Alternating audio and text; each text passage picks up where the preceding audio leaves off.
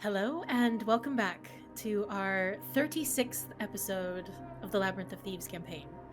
We are your hosts and storytellers here from Wanderlustdnd, bringing a very special episode to you tonight. Don't forget to like and subscribe to our channel as we post new episodes every other Friday. So, tonight, we are going to start this game a little differently, as there is a unique perspective to all of your tales that has yet to be told. Last game, we ended with a reveal. Fenris used minor illusion to show you all that Enya had passed off the Blackheart Ethereum core to a handsome young drow named Tarlin, a ghost from Caché's past. A past fractured and haunted, twisted and consumed with guilt. Tonight, we're going to tell that story. Let us travel back in time, 6 years ago. A time of war, bloodshed, and devastation. However, on this particular autumn day, the skies are absent of gunfire and explosions. For all of you, peace is but a luxury, and today is no different. There is work to be done to keep the Sol de Polaire in the sky. I have 4 of Caché's elite crew members ready to play. Their character sheets are prepared and waiting. I would like to ask all of you but Miguel to represent someone from Caché's past. I have a weather warden, a combat medic, a head engineer, and an aviator. Who would like to play who? I'm kind of gearing towards the combat medic myself, but I don't know if anybody have. You can talk amongst yourselves, yeah? Yeah. I would be partial to weatherman. Okay. I'd like to be the aviator. Okay. And I'll be engineer then. You'll be Are engineer? you happy with that, Adam, or would you like to swap does that work? medic or anything? I'm easy going. Okay. Very Bear with good. me here. So, Mark I do is say. doing I must This is a fly. twist. Vader. Chris, So- you're doing combat medic? What was the name of the ship again? The Soldier Polaire? So de Polaire, yep. Sorry, Adam, you're the engineer? Yeah. Perfect. And Seb, you're playing the weather warden. Okay. So, just so you all are aware, your races and classes have been chosen already. I hope that is okay. But your name, your history, your reason for fighting in this war are all up to you. So I would like to give you all 10 minutes or so with your character sheets. I'll get them to you here. They're on Foundry. You can have a read through them. You can kind of figure out what you want to do. And I have a few questions for you. So let me just get those all up and going. So our weather warden is going to be... I think I have a character Ow. idea. Well, I cannot wait for you to see what you're actually playing, Chris. Like I said, I hope it's okay that I chose the races already. I just found it a bit easier. Absolutely. And engineer is going to be Artrin, and aviator is Mark. So if you head over to the players tab, you should see a yellow box that says crew. A yellow tab that says crew. Yeah. And you should be able to have access to your character sheet. Oh, The wow. Actors tab? Actors tab, yep. And then it's Okay. the yellow Oh. crew. You're shitting me, Amber. Oh, wow. That's hilarious. I think it's awesome that you chose that one. So, This like I is- said, gender, I did choose, I put pictures, but again, you can decide what you look like, what you are, what you represent. Does everybody have their character sheet? Yeah. Okay. Mhm. So I do have just go observer. I have just 3 little questions to ask. I'm not going to ask you to answer these if you don't want to, but these are just things to keep in mind while you are plotting your new character on Caché's crew. First question is, how long have you served in the Avasha Freedom Forces? What do you stand to lose in this war? And what are your current feelings towards your air colonel, Caché San Visage? How long ago did the war start again? 10 years, right? War currently. Hang on. Because I'm trying to think it back. So it's been 15, 16, 17 years. If we go back 6, math. 11 years. 11? I think so. I think it's 11. I think we're about 11 years into the war. Yeah. You're close to quote unquote the end, but you don't know that. You're in the height of it, basically. But there is one more character that we need to talk about really quick to give Miguel time to process. Yeah. I have a very special character for you to play. As I stated last game, Caché has reached a level of PTSD that she is now under my control. Mm-hmm. I would like to ask you to play Tarlin, Caché's Ooh. lieutenant. So, Interesting. I will give you his character sheet. Hmm.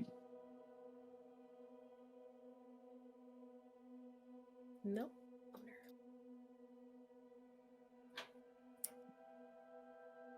So, take 10 minutes or so, however long you need at this moment.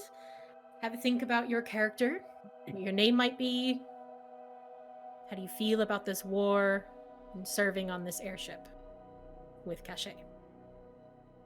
The 4 of you are elite members of her crew.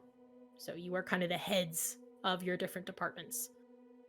So I will leave you to talk amongst yourselves, to brainstorm, and have some fun. So, just as a question, at this point, Clock Forge have been around for about 7 years, is it? About that, yeah. 7 years, okay. And they were very much created for, like, they were created a little bit before the war, but at this point, what that particular version is pretty high end, if that makes sense. The version that you're looking at, yeah. Yeah.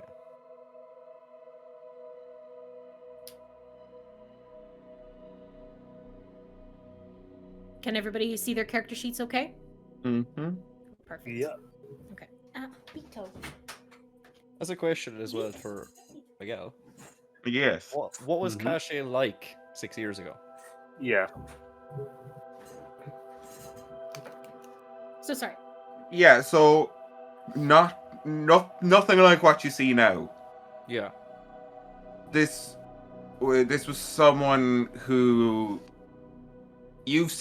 what you've seen has been someone that you're like, how did she ever lead men? Yeah, yeah. How did what? Sorry, say that again. How did she ever lead men? You know, how did she lead an army? How did she? She is a daughter. You know, she has family lineage in the military. She was almost born for this, so she's Entitled? I wouldn't say entitled.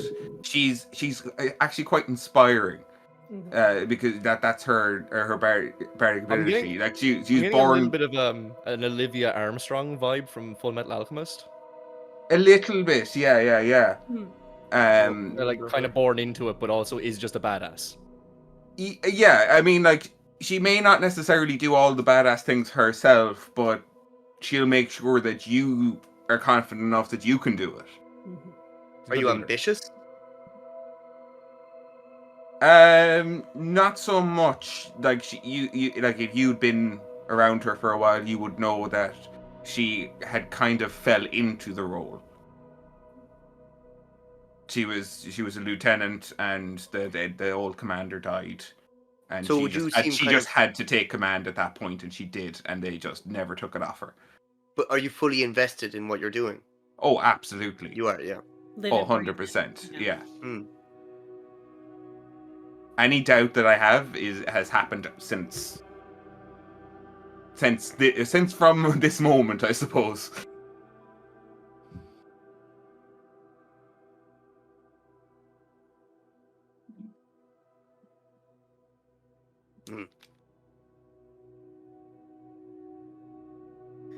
I How old are wondered you? when you'd ask me that, Chris. You might want to pop into secrets with me. Oh.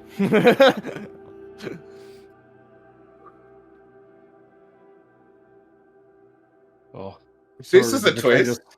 Or he betrayed us. Hmm. Traitor! I now have to play the guy that's doing the stuff. That has the bomb. Arlen. Mm-hmm. Mm-hmm. Rest assured, you will all be safe as I fly the ship.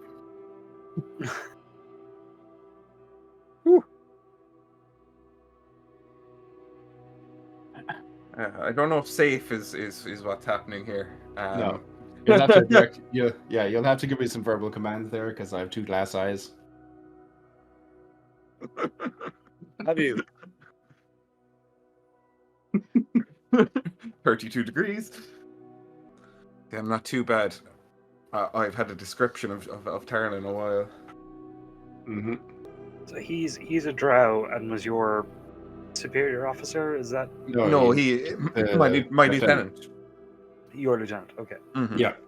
Caché is the air colonel and Tarlin is the lieutenant, second in command here, or XO. Correct. Mhm. Okay. I'm the first mate. You're the CO. Mm-hmm. Basically. And Caché is in charge. Okay. Yeah. Yeah. CO is commanding officer, and then XO is executive officer, and that's the number 1, number 2. Excellent. We can do it number 1 and number 2 if you would feel more tricky. I'm trying to think of an accent so that that Amber would have to continue it later on in the campaign. What accent can you do confidently? Shouldn't he have a Maliran accent? I don't think we established what exactly that was. It's a bit of a melting pot. Yeah. I do think of a halfling accent.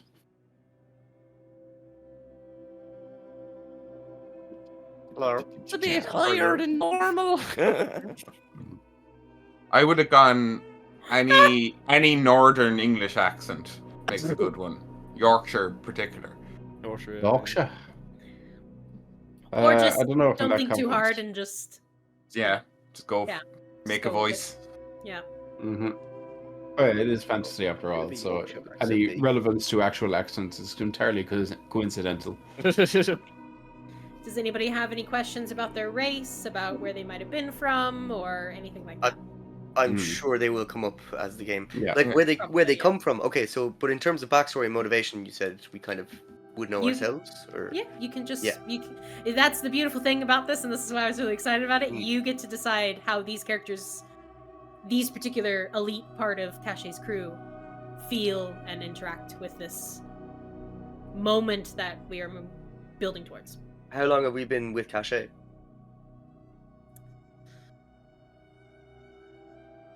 I'd say that's up to some of you, you know. How long have we been on like this ship without like docking? Oh, currently you have been.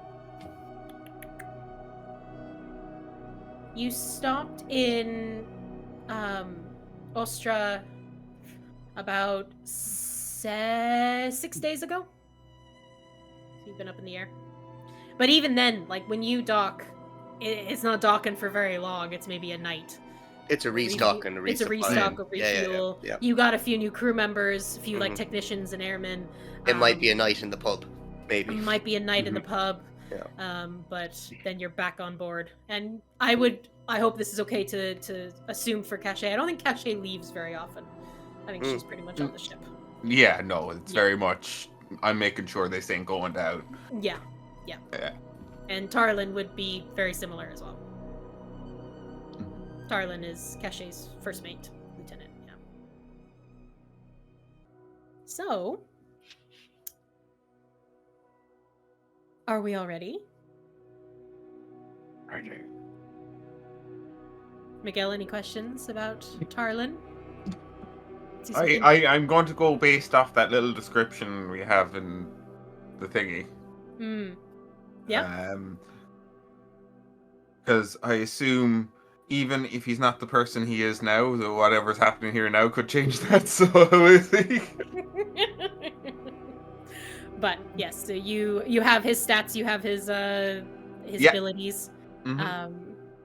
Pretty okay with them, I think. Cool. Okay. Seb, how are you feeling? Good. Okay. Mark? Yep, ready to go. Okay. Chris? Just finish off lab details, my Just quick come up with a backstory. name, and then I'm good. Just coming up with the name, all Mhm. right. Adam, Got a how are we name? doing? Yeah, all good. Okay, good. I likely will do my very, very best to remember the names, but if I also just call you medic, engineer, it's only because, so just, I'll Yeah. do my very, very best to remember. And I think you can change your name too, so in your character sheet, you can up at the top, you can click in and change your name if you want. Oh, look, Adam's already done it. Oh, and Mark's already done it too, good. Mhm. The only one who can't change, sorry, Miguel, is Tarlin. You cannot change his name. Yeah.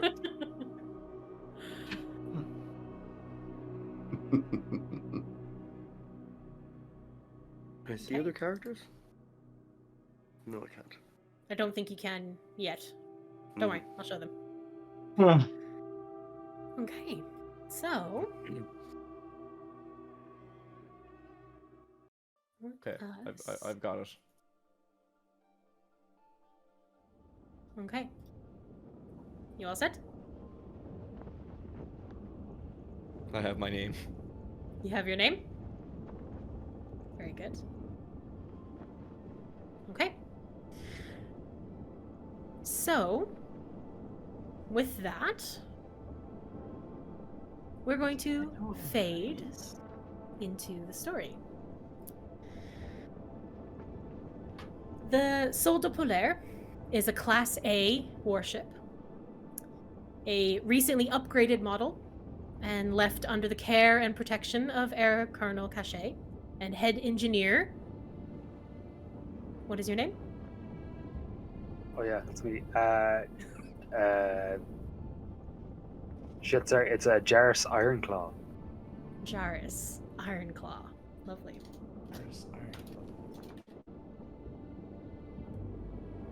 For everyone, there are 47 souls on board and 7 constructs.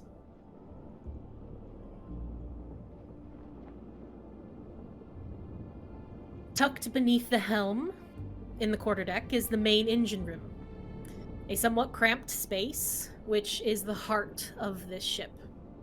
Reinforced steel walls and vents allow for the Ethereum core in the center to remain quite protected. And it is here that we find... Oh, hang on. I don't know why your name is something different all of a sudden.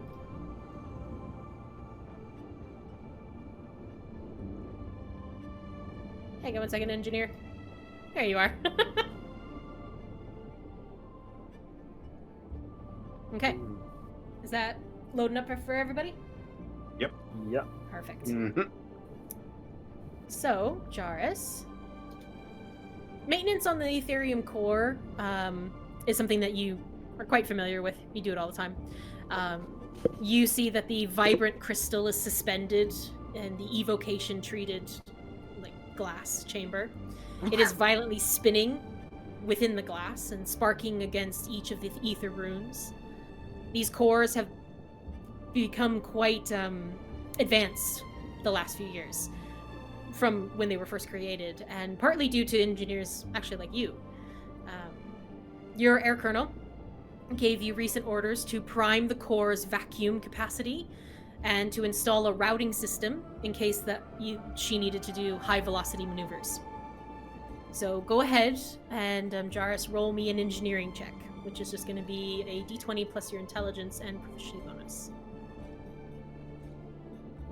Plus my intelligence and... Your intelligence and your proficiency, yeah.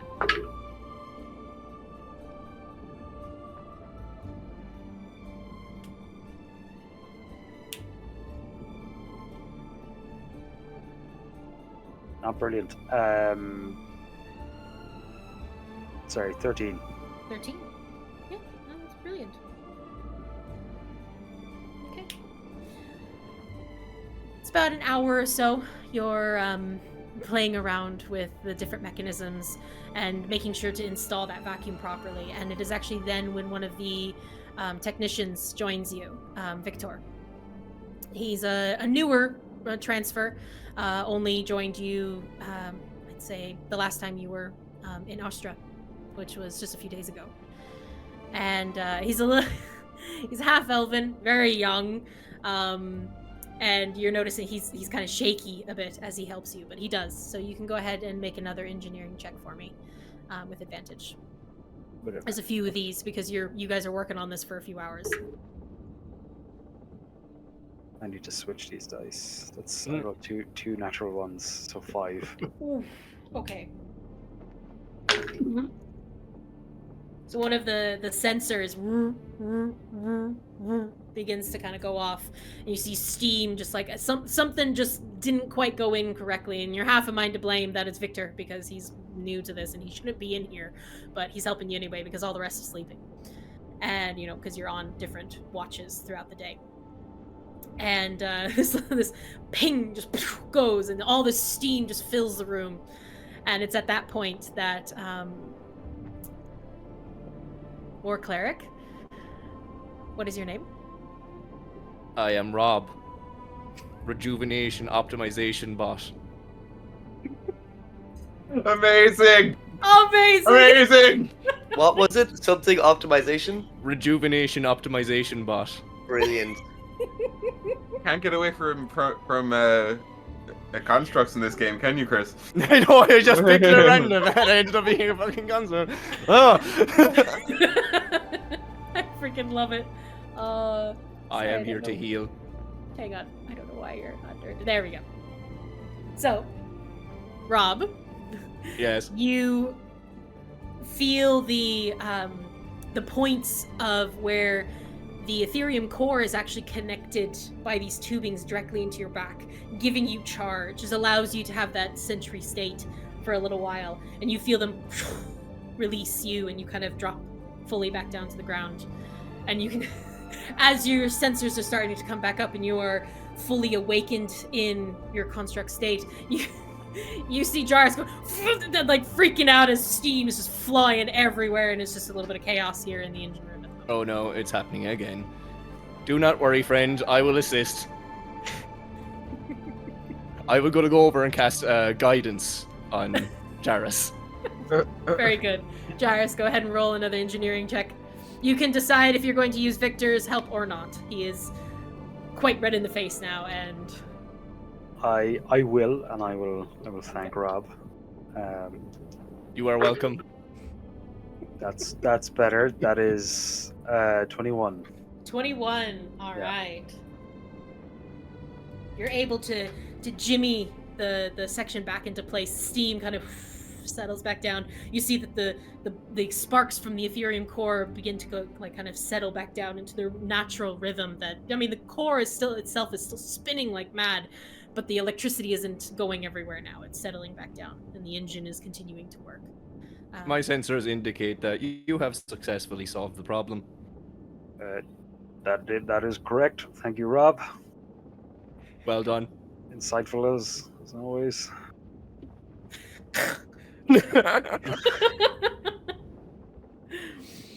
It is at that point, Rob, you notice that 3 of the other troopers, constructs, who were currently powered down with you, they slowly, their connections to the Ethereum core release from their back. They also drop down, and they begin to kind of look towards you for orders. Hello. I hope that your rest was plentiful. It was satisfactory. That is good. What orders would I be giving these? What do I do? What is my job here? Okay, so Rob, your kind of job at the moment is, funny enough, something you've already done. So very naturally, it's great, is to make sure that Jarus doesn't burn the place down, and to provide any assistance that he might need, but also then to check on the other members of the elite command. Okay. So this would be your aviator and your weather warden as well. You are to check on the rest of the crew and make sure that they have what they need. Agreed. They all kind of... I will remain here with Jarus. Very good. We will see you soon. You begin to turn. These troopers are a good head and shoulders shorter than you in your guardian form. But they're a bit banged up, dinged. You can see scorch marks. Like they're definitely, have weapons of war, but they're still standing, so that's all that matters. It is what we are here for. Exactly. So the three of them begin to march their... The two of you are left alone except for Victor, who is still kind of playing around with a few things on the side there. Jarus, you kind of keep your eye on him. He's still looking a bit nervous and shaky. You right there, buddy? Yeah, I just haven't had a lot of time. These they're just a lot bigger than I thought they were going to be. Yeah, fair. That is a common misconception that people have. I haven't really been on an airship much, so this is... I'm usually on the ground, so it's a bit scary up here. Do not worry. The rate of failure of these airships is extraordinarily low. How You're low? more likely to get in a horse carriage. Approximately crash. 0.0037542% failure rate.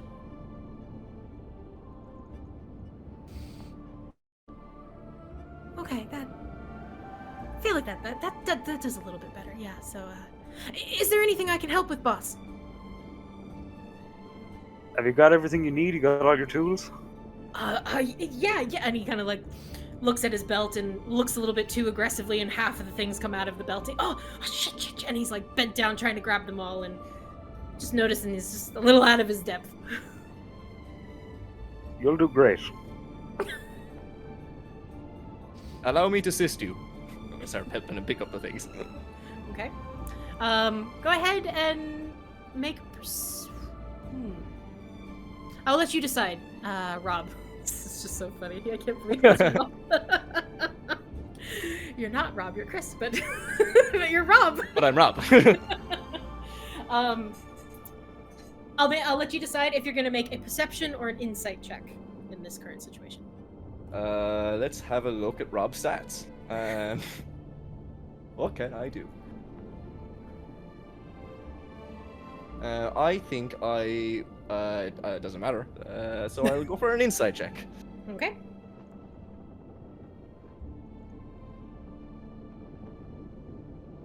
That is a 10. 10. Okay. So with a 10, mortal beings are still a bit strange. And, you don't really understand the reason why they shake either, like their hands. You have clocked a few times that it might be, if it's like their heightened anxiety, that their hands start to shake. But for some reason, it doesn't really look like Victor's hands are shaking out of anxiety.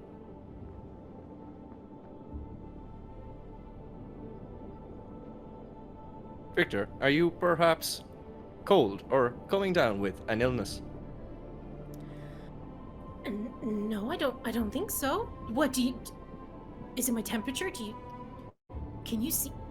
Do you have X-ray If you vision? would not mind, I would like to perform an examination on you. Sure, I guess. Yeah. The health of our crew is the utmost priority. Go ahead and roll me a persuasion check.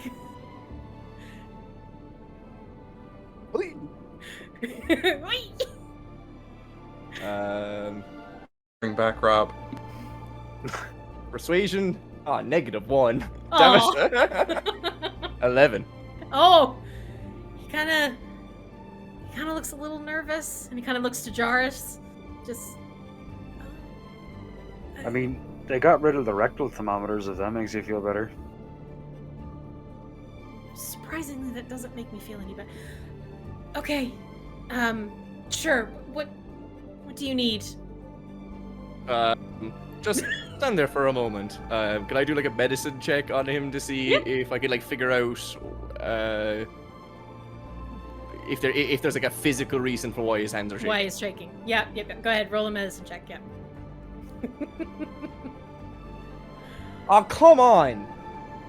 Natural 1. Alright. You kind of scan him over with your sensors. You kind of get a few readings up, but no, he looks like a strapping, healthy young man. I am happy to report that you are in full health. Well, thank you. No, you Glad. do have mild halitosis. I recommend more oranges. Right. I don't think we're gonna get oranges up in the sky, though. Then I recommend a practitioner of teeth doctory. I don't know if there's dentists in this world. Dentist bot. Doctors. Victor kind of looks to you, like looks up at you, 'cause you're so much taller than he is, and then he looks to Jairus. Okay, I'll get checked out maybe the next time that we're on the ground. Very well. Thanks, Rob. You're welcome. Okay. So, Jairus, is there anything else you'd like to do while in the engine room? I'll just go over all of my checks. I'll keep an eye on Victor. Victor. Let's make sure he's not messing anything up. Very good. Yeah. It's odd that Rob has asked him if he's sick, so I'll just make sure he doesn't fall over and die. Might be no harm. Yeah. Okay. So, with that, we move now to the main deck of the ship. Where? Activate. Oh, hooah. Can everybody see the ship? Mm-hmm. Yep. Can everyone see the animations? Mm-hmm. Yep. Pretty impressive. Thank you. I had a lot of fun making this ship. And the map. The map was actually very, very fun to make because I'm like the whole background is in Incarnate as well, and then I just blurred it. Anyway, okay, cool. All right, so you are now up on the main part of the ship, main deck. There's a gentle sway to the sky ship as it sails between the clouds. It is here where we see our weather warden. What is your name? Undula Awan. Undula. Undula. Ondula. I'll do my very best to remember that. Undula, okay.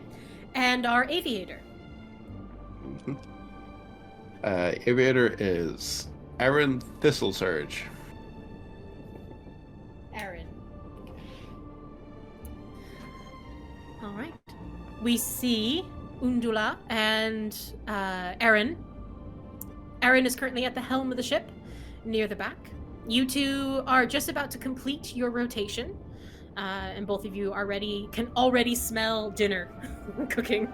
It is wafting up through the lower decks, and it's been a long shift. I'm pretty tired.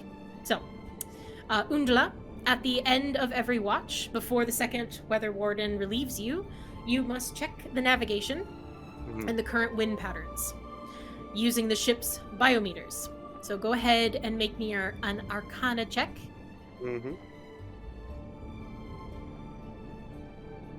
So that is just d20 plus your Arcana.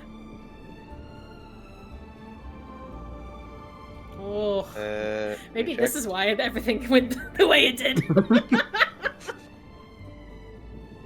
Oh, that's a 10. A 10. Oh shit, I closed the last. Yeah, 10. Actually, no. 10 is, yeah. You guys are the experts up in the sky here, so that, the DCs are a certain way, so... Sure, they're distracted. So, unfortunately, one thing that you are struggling to get is you're not actually able to quite read the forecast. But you do... It's my job. The forecast of what's coming your way. That seems to be something is affecting the tools that you usually use. But you I start are slapping able to, my instruments, just like yeah, putain. At that, you do that, and one of the pressure gauges kind of continues to hum next to you, and it's reading that the atmosphere pressure is normal, and the current speed is 6.9 knots. Or 12 kilometers, if you want to know that. You also know that your current altitude at the moment is 4,572 meters. So you are about 15,000 feet up in the air at the moment. Don't worry, you can all still breathe. Well, one of you doesn't need to breathe, but...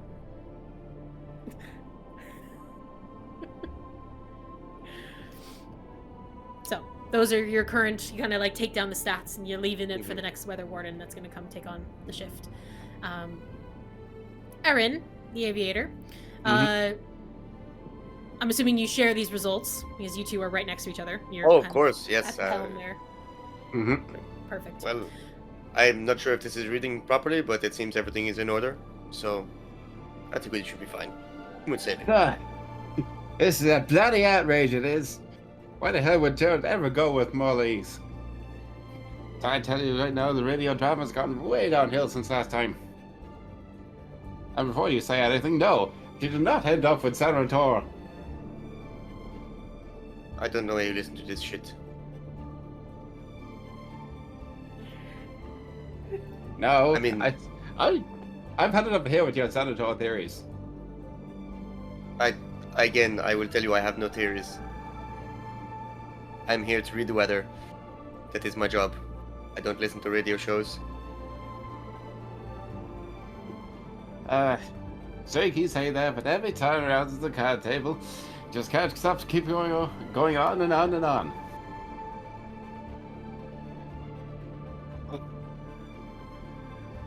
I really hope that we fly straight into cumulonimbus and just fall out of the sky at the moment. Hey, that's I why was Nimbus hungry. up here. There's nothing wrong with Nimbus up here. The standard Nimbus, Stratonimbus, maybe not, but Cumulonimbus, big trouble. They're big. They're very heavy with water. You don't want to fall in them. I mean, I would be fine, but not you. We're very small. Hey, that's my cracks. I'm not that small, especially when I'm behind the wheel, because I need a box. There is a box, yeah. It's kind of strapped to the ground so it doesn't... I look down to the box and just kind of look and just like... Okay. I told you several times, this is only a medium box. I don't need the large boxes like those bloody gnomes.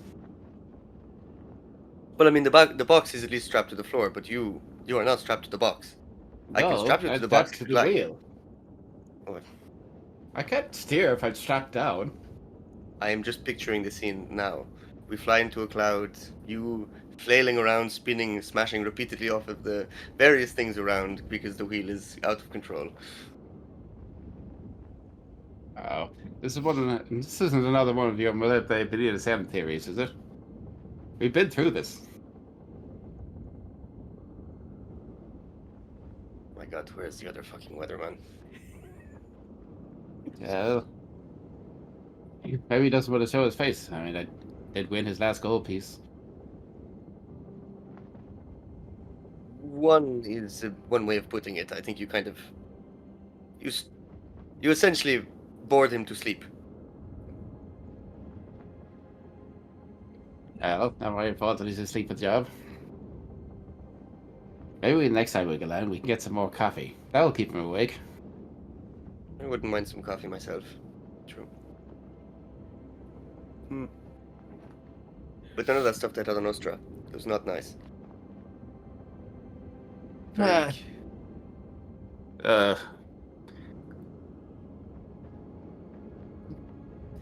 Where is it that we had that really strong coffee? No, the one that was like sludge. Oh, that was when you accidentally drank the engine oil. I didn't accidentally drink anything. Yes, you remember we were really hungover. It was after we came back from port one day and we were starting a do shift, and I said maybe you should have a hair of the dog, and you just took the nearest thing that contained what you thought was coffee actually at the time. But no. No. It's not my fault. Not my fault. Darius is the one who gave me that thing. Darius is the engineer. It was Victor's fault. Of course he would give you oil. No, it was Victor's fault. He doesn't know my taste. Victor seems nervous. Don't know. Well, why wouldn't he be nervous? 15,000 feet off the air. Yes. I've been flying for Perfectly 12 safe. straight hours. Speaking of flying, Aviator, can you make me a piloting check, please? Yep. Have This you is where been flying everything- for 12 hours? Yeah. How well have you been flying for 12 hours? What way So- added to this? It's a d20 plus your dex plus your proficiency bonus, because you are proficient with airships. Well, if Okay. you're all bad enough, we actually might save ourselves just by flying off course of where we Yeah, should be dying. exactly. Yeah. We fly Yeah, away but- from the history. Suddenly Caché's history is changed, and Rabashi ends up stranded somewhere in the back arse of fucking God knows where. Wow. No, I but crawled back to Alasha. well, apparently debating shipping wars on radio dramas is actually good for my concentration. That's 24. Woof. Alright. Fucking- You don't even look like you were flying this thing, and yet it is such a smooth journey. With your little radio off to the side, you kind of turn the Yeah. dial so you get a news show, but as you're passing over all of the different small collections of towns and a little bit larger cities, you get a different radio station. It's something a little bit better. And but the best drama does happen on this side of the Isles, you have to say. But very good. You maintain altitude and speed at the moment. Mm-hmm. And at that, with those checks complete, sorry, I have to make sure I get all the names correct. Oh, I wrote them all wrong. Okay, that'll be fun. I believe it is Erin, Mm-hmm. Undula, Mhm. and Jaris. Mhm. Your shifts are ended, so individuals come and take your place, and you are happy to go down to the lower decks, relax, eat your food, enjoy some time with your fellow crew members. For those of you who don't eat, meaning Rob, you can also join them and just continue to keep an eye on them as your rest of the troopers are continuing the rotation around. So you all kind of I settle will join in. them. These mortals amuse me.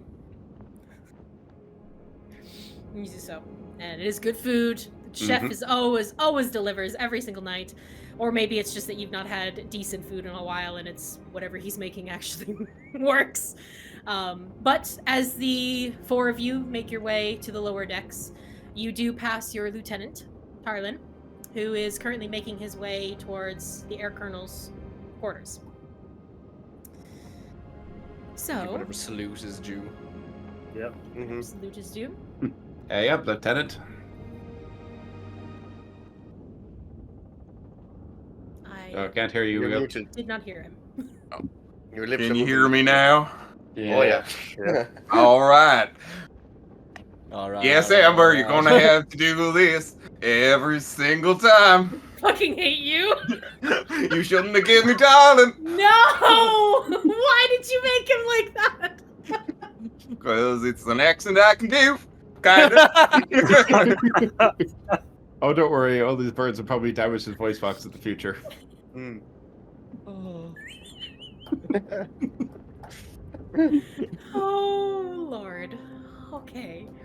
Get some rest, man. Good shift today. I'm regretting That's all it. the things that I've done. I do Another- not require rest, Lieutenant, but thank you for your consideration. Well, get a good charge later. I will. And you do as well. Well, Gonna kick up her feet and read A Up magazine. A up? Instead of hello. Oh, very good. Okay. Tarlin, yes. oh god. As you as you continue up to where the air colonel's quarters are, you have served on the Soto Polaire for the last 6 years. I think it is. Yeah, 6 years. As long as Caché has actually been air colonel of it. The ship has kind of become a home away from even where you were born. The crew like a family. You were 16 when you first joined the Freedom Fighters, and now at 23, you and Caché lead one of the deadliest ships in the Celestial Armada. As you approach Caché's door, you can hear her speaking within, and slowly push the cabin door open. You see Caché facing away from you at this point. She's dressed in her full military uniform. Though the kind of side cape that she usually has is actually draped over to the side, left off of her. The polished golden helm is underneath her arm. Before her stands 3 megascopes on like tripods. There is a cyan blue mirror in each one of them, and arcane energy is projecting a full body image of a man that you recognize instantly and a little bit shell-shocked, aren't expecting to see the Grand General there, the leader of the military. The Grand General looks to you as you approach. Ah, and here is your fine lieutenant. Right on time. Sir? Caché kind of gives you a nod to join beside her. And the General gives you kind of a nod as well, an acknowledgement. Do you salute? I will give the traditional salute. Okay, you do so. Kind of turns his attention back to Caché. I assure you this intel is good. It's the best we have. How long will it take you to reach the Western Front? Caché kind of stands up a bit straighter. 5 hours at most, monsieur. Grand General looks a bit nervous. And you pick up on that, Tarlin, with your passive perception. I know what I'm asking of all of you. It's quite dangerous. But you and your crew have proven yourselves time and time again. This mission is important, Air Colonel. I need someone I can trust.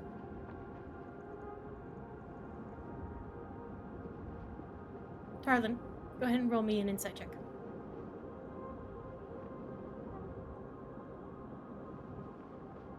It's only a 13. Even with a 13, it's subtle. But he's not telling the full truth. There's a politeness, but something that makes the hair stand up on the back of your neck. Caché kind of takes a breath. Consider it done, sir. Swift speeds, Golden Panther, and best of luck. He turns and the projection fades. New mission? Yes, but I will inform everyone at the same time if you don't mind. Gather the unit command in the war room. We have our orders to follow. Perfect. Yes. I'll salute and make my way out and try and find Rob. He's the man that can get the men. Rob is the man for the mans. I'm very good at delegating, and I know Rob's the man for this job. Very Very good. All right.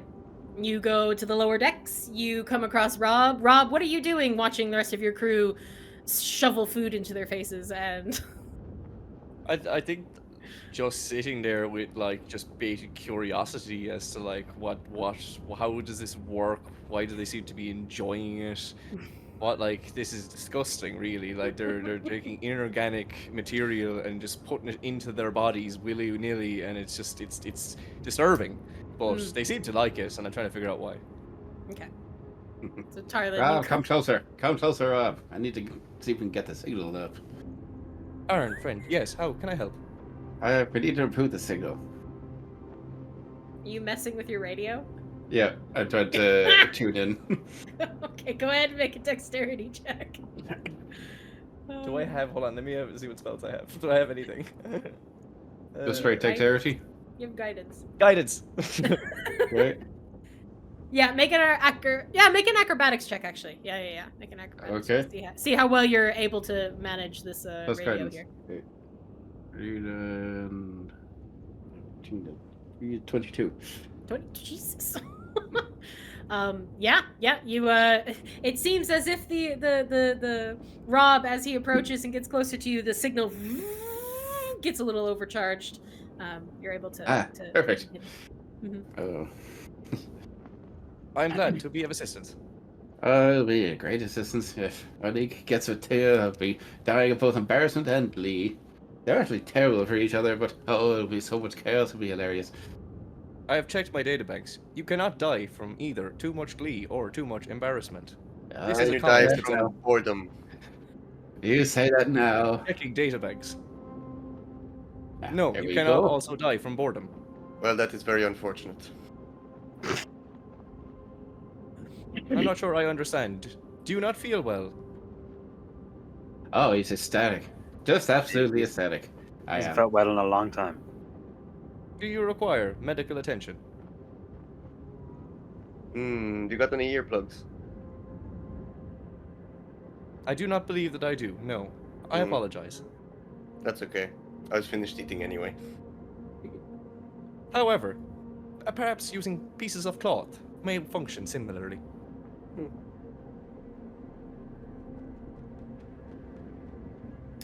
Today is a good day. I have helped so many. You really are the MVP of this ship, Rob. Rob? True diplomat. What Sorry, does Lucas. MVP mean? Oh, sorry, I must go now. Yes, Lieutenant. Gather everyone to the war room. The Air Colonel wishes to speak with us. The upper echelon, as you were. Upper echelon or the entire crew? Just the upper echelon. No problem. I will. Can I wait? Do I have can I send a command out to the other board? Do we have Wi-Fi? Is there smart tech? Well, there is a way. If you would like to okay, try. I'm going to try to send a message out to the other clock forge to gather the upper echelon into the war room. Okay. You take a Caché moment. wants to speak with us. Yeah. You take a moment to connect To the almighty machine. to Almighty Machine. And as you do upload into the machine, you also send the pings out. You feel them connect with other entities that are connected to the machine. The troopers respond, sending back that they will gather the rest. However, you do know that everyone you are looking for technically is right here with you. So there's no one else, there's no extras or It's something just like that. you guys are the elite command, yeah. Oh, okay, grand. I'll just be like, But the troopers are making sure that the other posts are covered, and they're kind of lending aid as needed throughout the ship. mhm. Yeah. As I'm pulling kind of back out of that, I'm kind of I think there's a bit of a thanks and praise that's given as you go Yes. but I'll pull back in. Everyone that needs to be informed is present, but I've informed the rest of the Clockforge to ensure that any roles that require attention are going to be looked after. Very well. I just want to say I don't have a good feeling about this one. Do you feel unwell? Do you require medical attention? No, Rob, thanks for asking, but this is more of a mental thing. I recommend meditation. That never works. Let me play Checking you some database. lo-fi.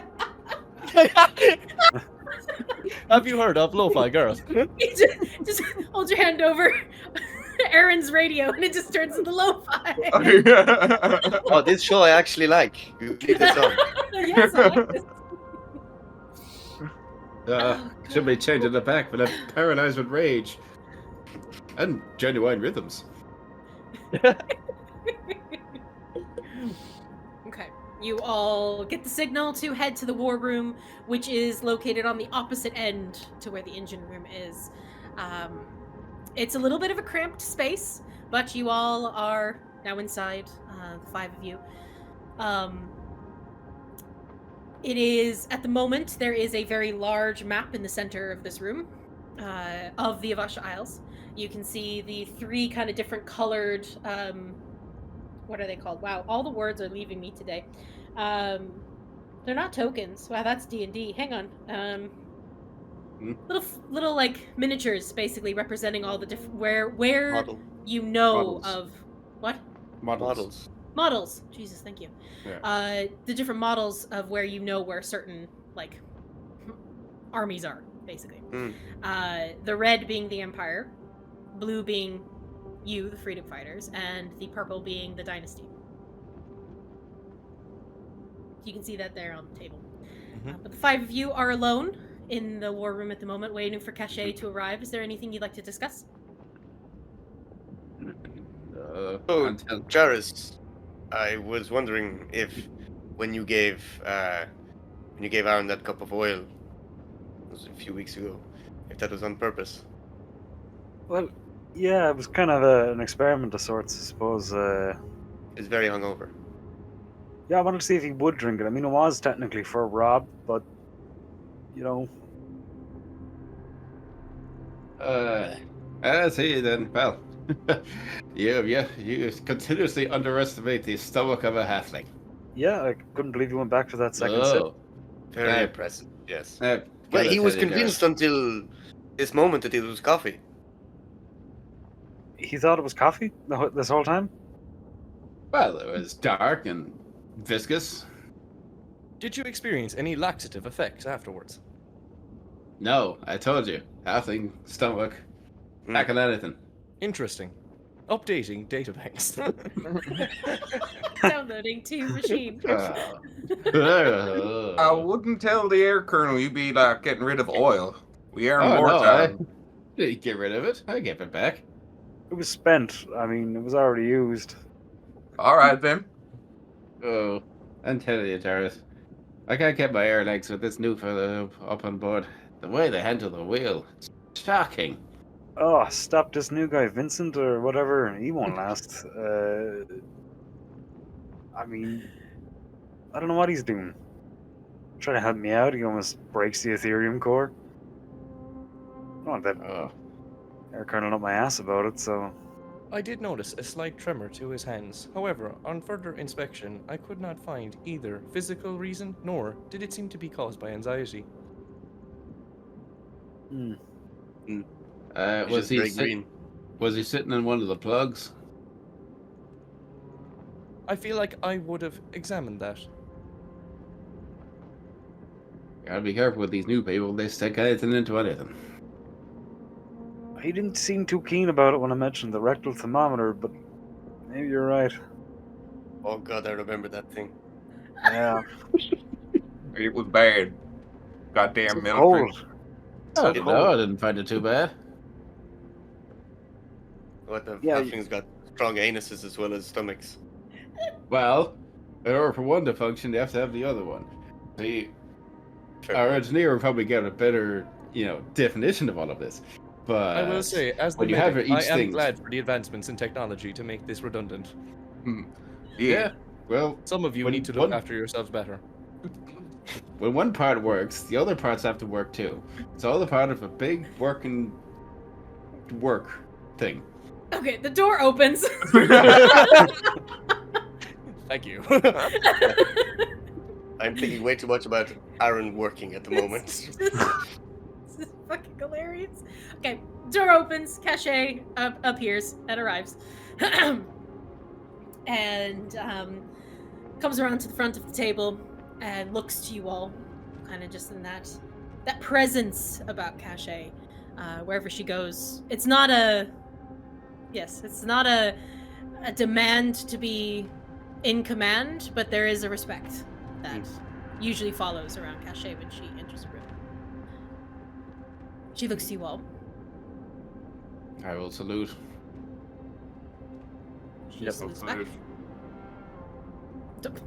Double salute? No. But she salutes back and acknowledges you all.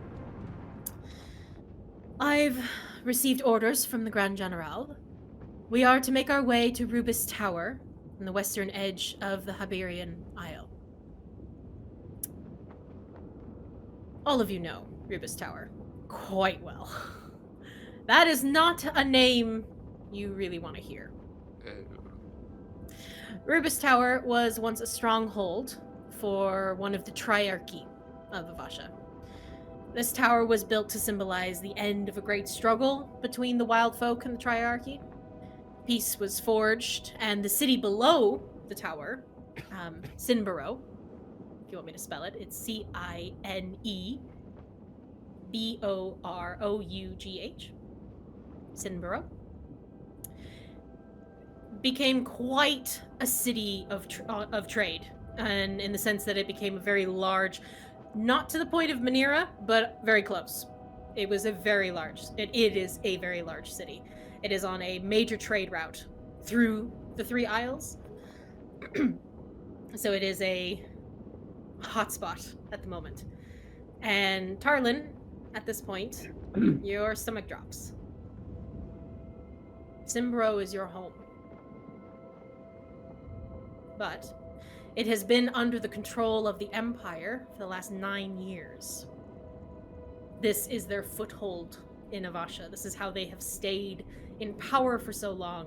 They control one of the strongest cities in Avasha. And what backup have we got?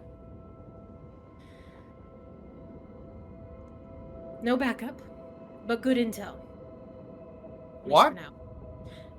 Let me explain. The intel we have is that the Empire's Western Fleet is significantly reduced due to the war vessels resupplying on the mainland. Caché grabs a small miniature. That's the word I was looking for. Miniature! Just flew out there. All right, thanks. She grabs a miniature of the Sol de Polaire and moves it towards a cluster of Imperial airships right above the city of Simborough. This is going to be a stealth operation. While our ground troops in the Sol Libertaire, sorry everyone, I cannot do a French accent, I'm doing my best. While they infiltrate from the northeastern gate, we are to engage the 2 gunships near the tower and draw their fire. Permission to speak. Granted. This is probably just a bit out there, but I'm just going to put it out there. When has Sinborough ever been lightly defended?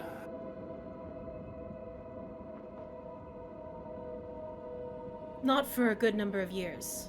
This is why this intel is very, very important. It's come from the highest ranking in the military. I trust it.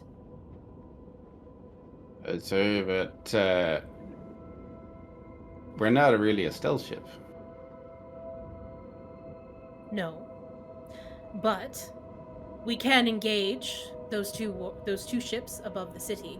They're only Class C. They're swift sleds. Minimal gunpowder. They won't stand a chance against us. What if the intel's wrong? We've plan B.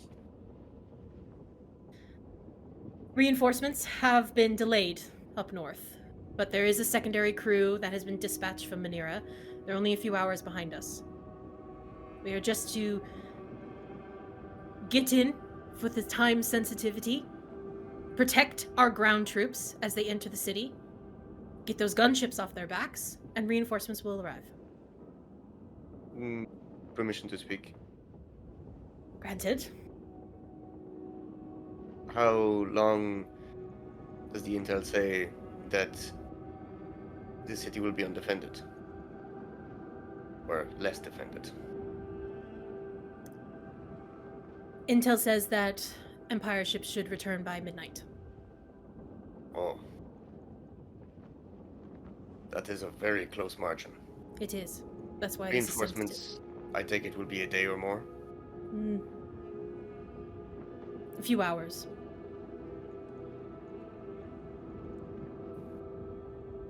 We have a very narrow window while the Empire is resupplying their warships.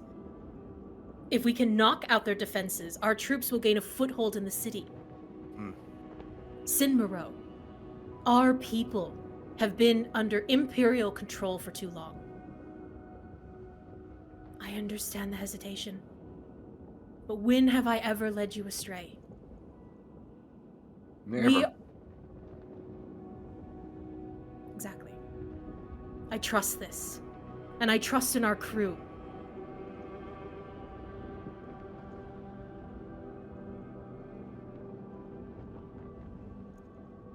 But I can only do this if the rest of you are with me. Always, sir. Just give us the orders, we're ready to go serve.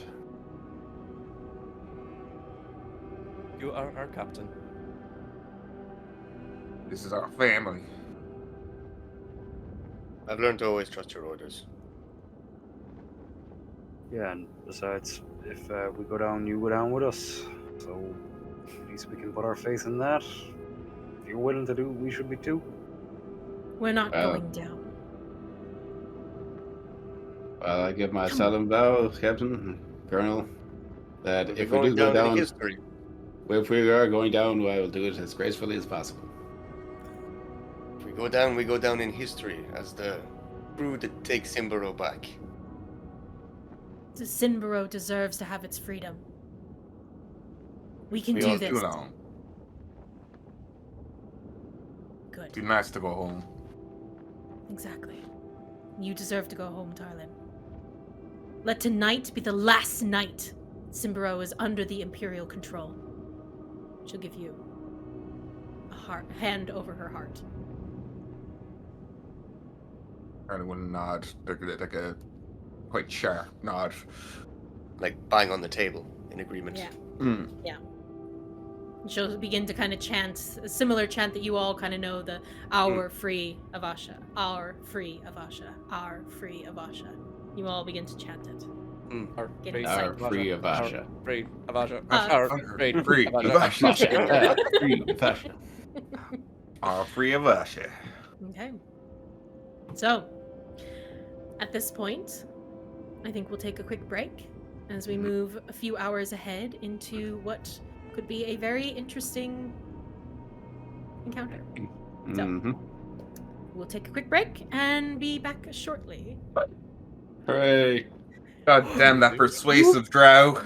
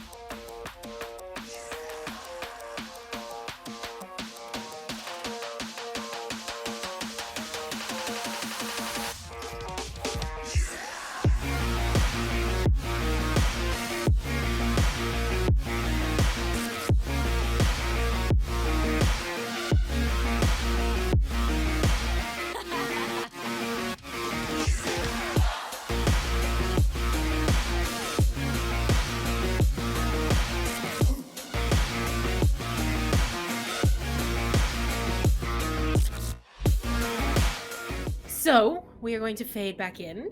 Your crew is prepared. Your stations of the Saut de Polaire are manned. It's been a few hours. You enter hostile airspace. Can I please have Ondula and Aaron make their piloting and weather warden checks, please? Mm-hmm. Oh, I should use these dice more often. Would I have had a chance to prepare spells? Rob, your stationary time only takes, I think, 6 hours.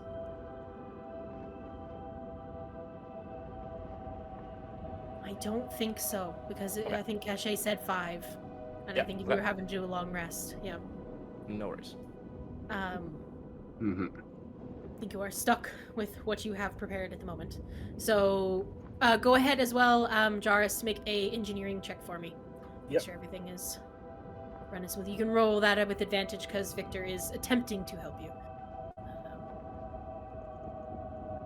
18.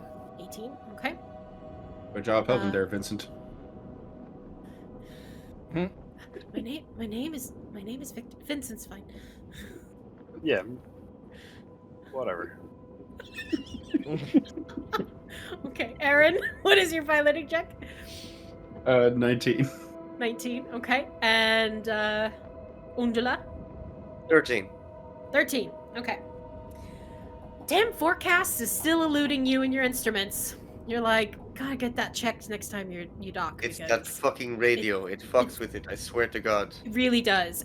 Although, as you are looking out, it's looking pretty dark and it's pretty cloudy. So that's giving you a bit of extra cover, which is good as you're moving 100%. into this hostile space. Air pressure continues to read as normal. You are currently at 5 knots, so a little bit slower. Mm-hmm.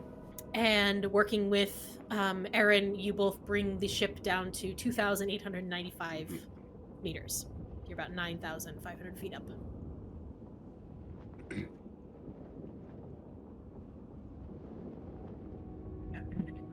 And Aaron, you are, with that roll, easily able to cut through the clouds. You even get to the point where you work kind of in tandem with the engineer, with Jarrus, and you're able to slow the power slightly in the sense of making the ship almost silent as it is coasting through the air. All of you hold your breath, those who can hold their breath. Mm-hmm. As we're getting in closer, I will reach down and flick off the radio. Okay, you flick off the For radio. serious mode Things are now. getting serious. Concentration now. You hear an audible, like, sigh of relief. Just, Hey, keep it down. We're supposed to be stealthy here. daggers. You only have 1 dirk. But go on. I got 3. No! You are cutting through the clouds at this point and actually can see the parts of the ground below. You see the flickering lights of Sinborough, Tarlin, your birthplace. City that has been under Imperial control for nearly 9 years. An unfortunate stronghold of the Empire. You are all now hovering about 1,500 feet. Meters? 1,500. Whoop, went American there for a second. 1,500 meters, Jesus Christ, above the city. And the 2 swift sled gunships are very much in line of sight. And I'm going to just pop you over to here. You are going. This map is a little bit smaller, unfortunately, so just bear with the sizing. I'll kind of help you out there once that gets going.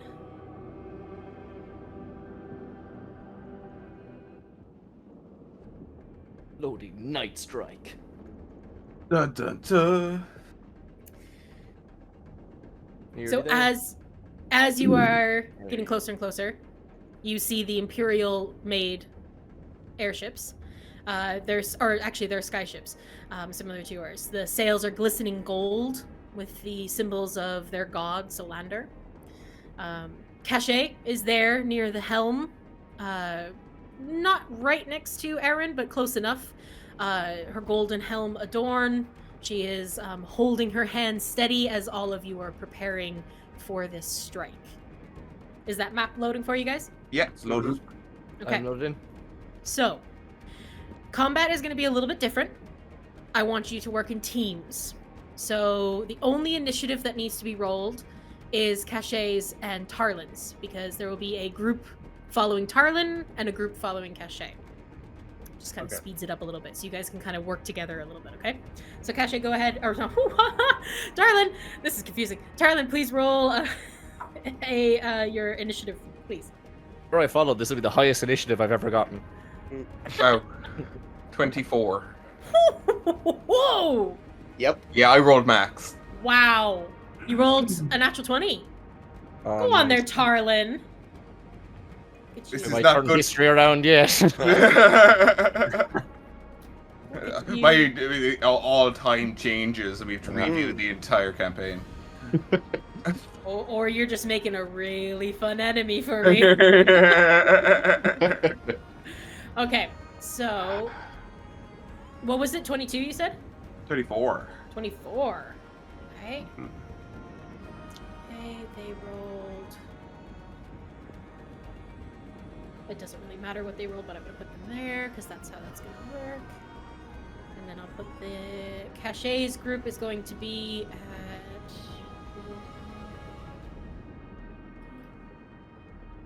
Okay, so the initiative numbers that you see aren't going to quite matter, but just hear me out. Because like I said, you're going to kind of be going in groups. So the ones following Tarlin are going to be going first. Tarlin's group are going to be Undula, Rob, and the airmen and troopers. So that'll be me. Caché's group then is going to be Jaris, Aaron, and the technicians.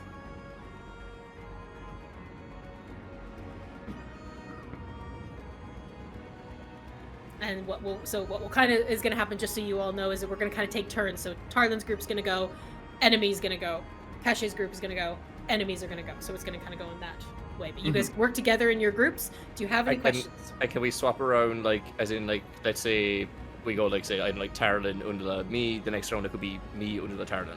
Exactly. Yeah. Okay. Yeah. Can we do like an action and then someone else do a bonus action and someone else move? Can we segment the turns, or does the turn have to be in one segment? You have your full turn, so you can do an action, a bonus action, and movement. Each But one. then, like, Could I do an action and then Undula moves, takes an action, and then I move and take a bonus action? So. Yep, exactly. Okay. All work together. This is full blown working together. Nice. You are a unit, united on this ship in this fight. Are we up first, are we? You are up first. I just have one last thing to add. Can I go first, though, just on the group when we go? Yeah. I benefit. Oh, wait, you're not in my group. You are in my group. Yeah, sorry. Yeah. In your group, yeah. Yeah, work away then. Just a few extra bits of sound. Oh, no. Artillery! Okay. Is that too loud, or is that okay? That's perfect. That's good. Okay. Just give a little bit of that feeling and vibe of what you're experiencing. It is round one, Tarlin's group. So this is Tarlin, Undula, and Rob. Okay, so I'm going to take a moment, seeing everything that's happened. I'm going to reach in, I'm going to reach out for that connection to the machine, and I'm going to reach out, and to myself, Tarlin, and Undula, I'm going to provide a brief connection, a slight connection to the machine. I'm going to cast Bless on them. Ooh. Brilliant. Nice. So, you three are currently up on the main deck. The only one who isn't, I apologize, Jaris, it makes sense. You're in the engine room. So, you are currently right below Caché and Aaron. So you can still hear the commands, but you are currently tucked away from the rest, just so you know. Okay, perfect. Good. All right, so you've cast Bless. Yep. I'm also going to move to the center of the ship so that I can kind of remain kind of somewhat grounded and trying to keep a perceptive eye to make sure if anyone gets hurt that I can go to them as quickly as possible. Perfect. You do so. Yeah, so Jairus is down there with Vaughn. Jarvis is with Victor, but it's not your guys' group yet. Yeah, It's Tarlin's group. Yeah. Steady she goes. Yeah. So this is Undula and Tarlin. What are you doing? Oh, sorry, Tarlin. I forgot to tell you. Sorry. This is a tense little fight here. I have a thing for you. Oh? Nope, wrong thing. And all of you should be able to actually see this. If you can't. Where am Well, I you seeing can. this? Hang on, I'm giving you all ownership over it now. Is it on Foundry, is it? It is, yeah. So if you pop down, if you go to the Actors tab and all the way down to the red tab that says Vehicles, Aha! you should now see your airship. Awesome. So there's features in there, fire cannon, you can see all of your crew, and Awesome. so you can also see the points that you'll be kind of looking after. So the helm is obviously going to be looked after the aviator. You'll be doing piloting checks through this fight. Engineering will also be, basically making sure the core is working, making sure everything is, if there's any repairs that need to be done, that is going to be kind of your core movement. You can also command the technicians there, engineer. Then Weather Warden and Medic, you can kind of go on your own turns, whatever you wish, because you're kind of moving along with everyone who's fighting. But Tarlin, if you open the command tab, those are different commands that you can give. Command Fight. tab. The features tab, is it? In the features and down to command. Where? Oh, command. There we go. Okay, perfect. So these are all special orders that you and the air colonel can provide.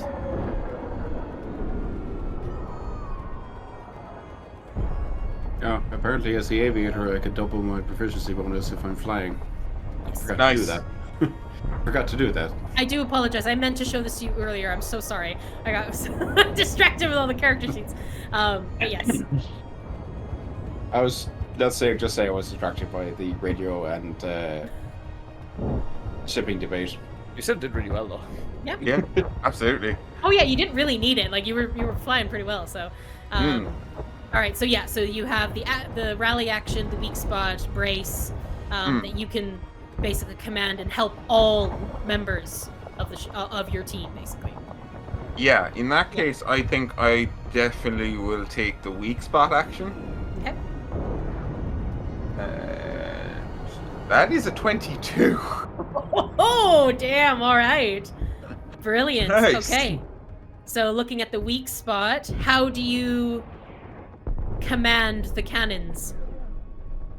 How do you give this order? So literally I have, if I think in this inventory, darts. Yeah. So I will literally just yeet a dart at the weak spot. They know what it means. Mark. I popped that weak spot for him. Brilliant. Okay. Okay, so you've now given the arcane cannons advantage on their turns, with the airmen and troopers will use. Undula, is there anything you do? These are the two ships that are. There's one. I can see one yet to the head, one on the side. Oh. Yeah, there's one, yeah. No, Over there should be here. two. Hang on, there should be two. There's another one here. Yeah, there's two. Yeah, I see the edge of that one. Yeah, your dark vision might, I have dark vision, yeah, so I can see it better. I feel like you should be able to see everything, though. I can't see anyone on board of this ship. No, and I do apologize. It's just less to, yeah, there'd just be a lot of tokens. So imagine you're more just hitting the ship, and I'll let you know kind of who you're hitting when you're in there. So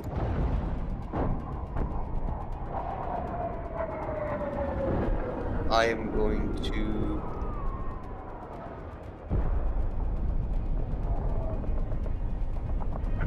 to cast Firebolt on this ship dead ahead. Ship dead ahead.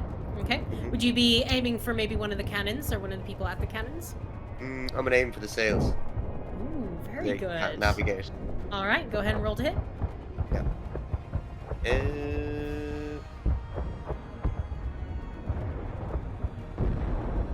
My attack bonus for stealth. Your attack bonus Is that true? is.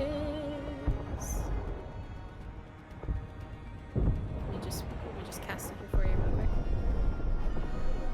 So you have 3, 5, and your proficiency bonus +7. Oh, it's an natural 20. Oh, all right. Well, that definitely hits. So roll your damage. Lovely. So a D10. D10, yeah. Doubled.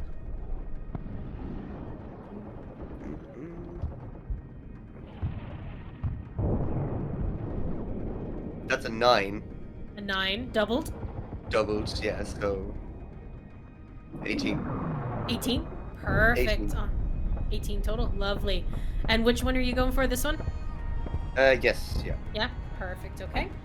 Right ahead. And Very then good.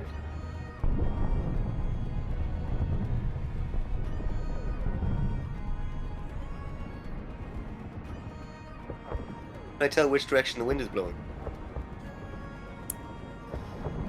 That unfortunately was part of one of the checks that you made before.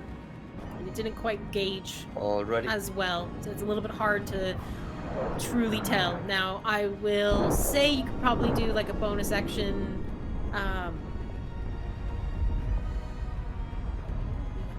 navigation check. That'd be kind of like reading the weather and everything. So I think you're proficient with navigation tools, so it'd be a D20 plus your proficiency bonus.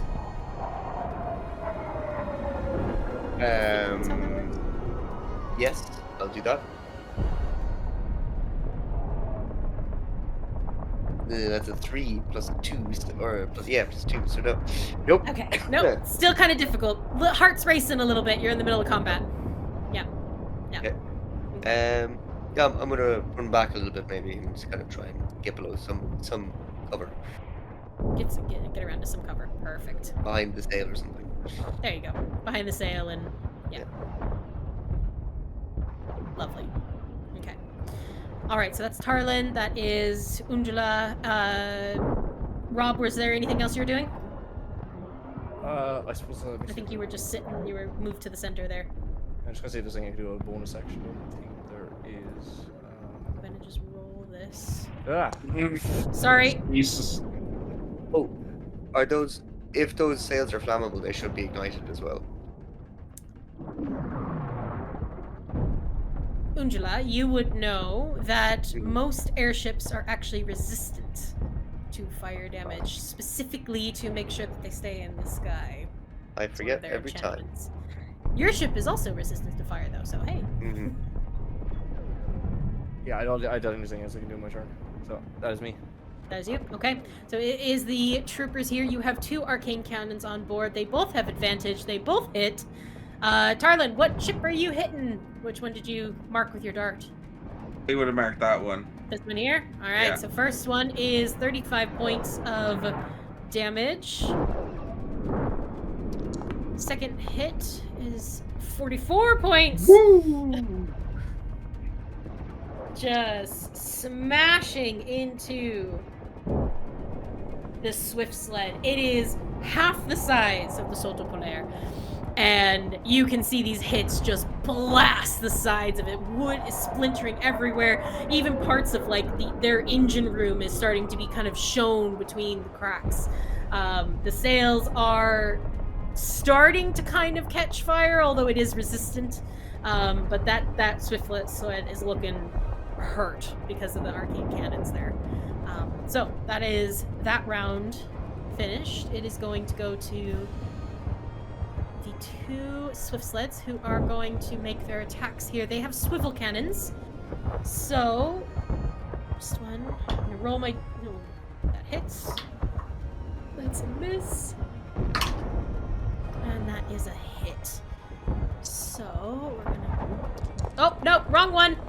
Don't look at that one. Give me my swivel guns. 20. Alright, so 2 attacks hit the Soldat Polaire, and you take a total of 35 points of damage.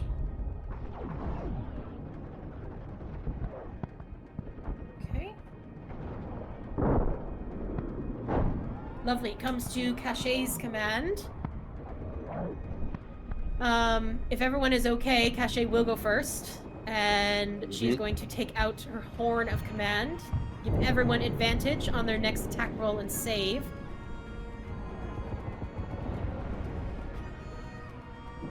And she is going to do a call to arms action,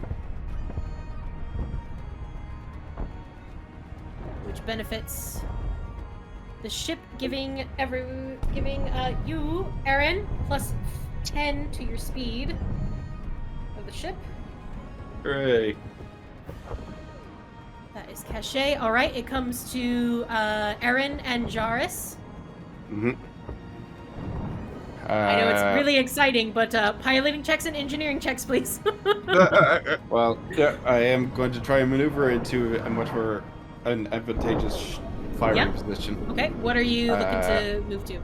I'm just going to yell down, so as to get both of them in firing line, I'm going to yell down to engineering, more power, hard to port.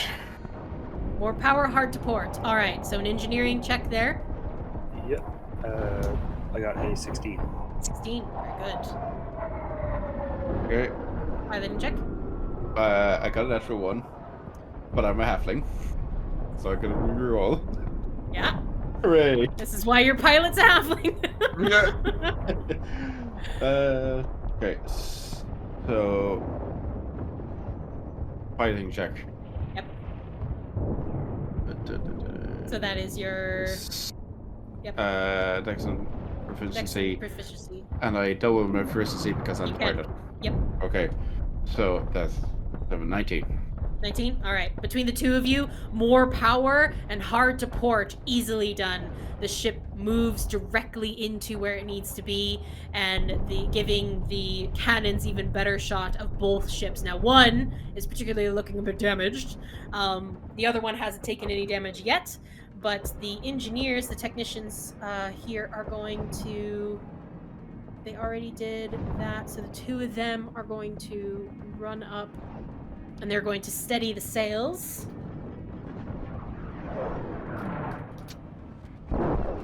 And so you guys now have, so with Caché's plus 10 and the the technicians plus, they get plus 5. So you now have plus 10 to speed, or plus 15 to speed, sorry. And you were hard to port, lined up for the next shots there. So that is Caché's round. It comes to enemies as these two ships here are going to continue to kind of try to get into a better position. With that advantage, though, the two of you doing so well in positioning the ship, they are going to have disadvantage on, each of them are going to have disadvantage on one of their attacks. So, well, that's a natural one. That misses. Misses. Okay, so those two miss. Miss and a hit. So, we're going to do 1 swivel cannon hits. So that's 21 points bludgeoning damage to the Soldat Polaire.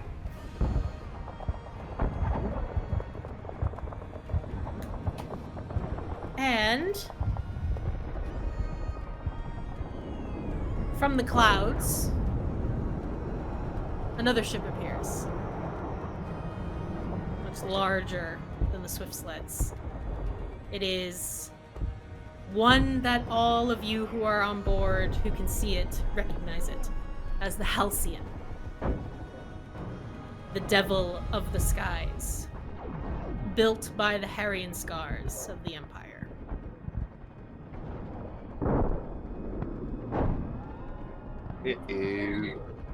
This ship alone is one of the leading causes of many of you losing friends and loved ones in this war.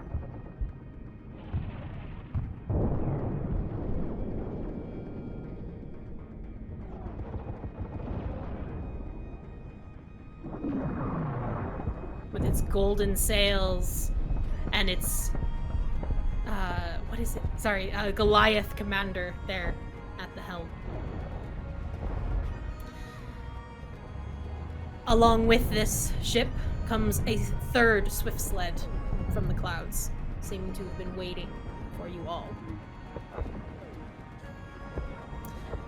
So, we're going to do a hit with the swift sled. That hits. That misses. So, another 21 points to the Soldat Polaire.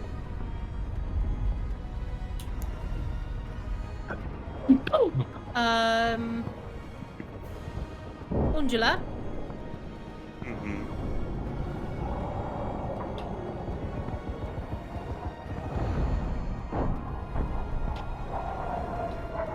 Okay. Undula, you see this ship, this essence of carnage. Turn back and look at your crew. See the looks of worry on some of their faces as they see the numbers are way more in their favor now. With your head turned towards them, you don't see the bullet. Mm-hmm. You take 31 points of damage as a sniper hits you from the back of the head. Dead. It was a natural 20. Look, it's the roll of the dice. Are you dead, or are you... Oh, no, I'm like not fully dead. I'm unconscious. Rob, you see this. Undula just collapses to the ground, blood splattered everywhere in front of them. The Halcyon is going to fire its military-grade cannon. There are 2 hits. What was it? Oh, it's a natural 20. It's a natural 20 with their Never sniper. mind, yeah. Shield wouldn't do anything. That is a hit and a miss. With the military cannon, 1 hits the Soldat Polaire. Oh. Oh. That is going to be 39 points. Damage. Second one misses. You hear it over the side, over the tops of your heads, exploding off into the distance. Are you It talking comes to to hit points Tarlin's. for the Soldier Polaire, or should we? Hmm? Who's tracking the hit points for the Soldier Polaire? I am. Okay, good. I am going to turn to Caché. Gotta retreat.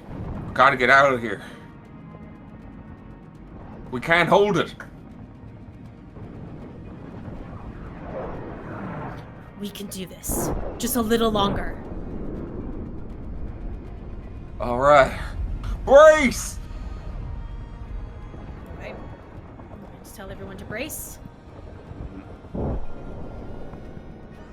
Perfect. So all members of your group gain advantage on their dexterity or strength saves to maintain balance on the ship if it crashes or gets knocked aside. So, someone is currently unconscious. Rob, you now have advantage on dex and strength. Amazing. It's come back to our group, right? It's back to your guys' group, yeah. Yeah, I'm gonna run straight over, quickly check over. Is she still breathing? There is a little life, but you can see the bullet wound in the back of their head. Do not worry, friend. I can take care of this. I'm gonna cast Cure Wounds at 2nd level. Okay.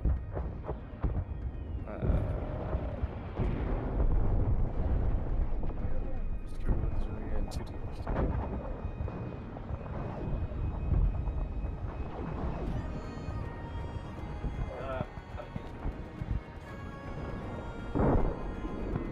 Oh, that's actually really good. I rolled a 7 and an 8, so that's 15 plus my wisdom mod is 3, so you regain 18 hit points. Damn! Woohoo! Damn close to my goal. And is there any war cleric abilities too that beef up that health? I think there. I can't remember if there is. But no. Okay. Nah, it's mostly No. fighting. Oh, whoops.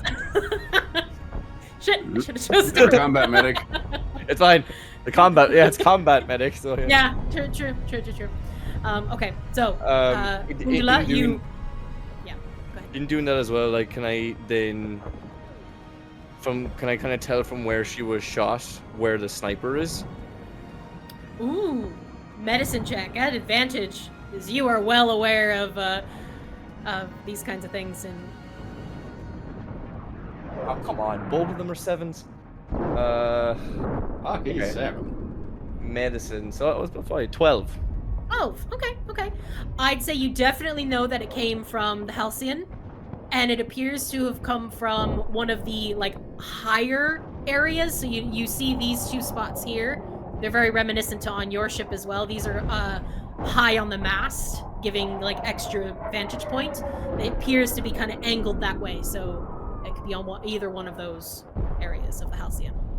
I will call that out to the lieutenant, where I think where the shot is most likely to have come from, and I'll kind of stand there, somewhat protective of Undula, like trying to be a bit of a shield.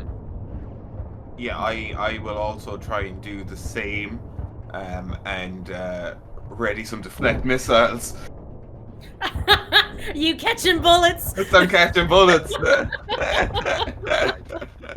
Amazing. Brilliant. Okay, so with the advantage on strength and dex, Undula, you come back with 18 hit points. What are you feeling? You just got shot in the back of the head.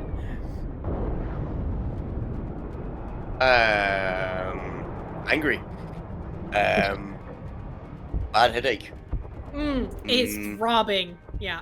Bit of iron in my mouth.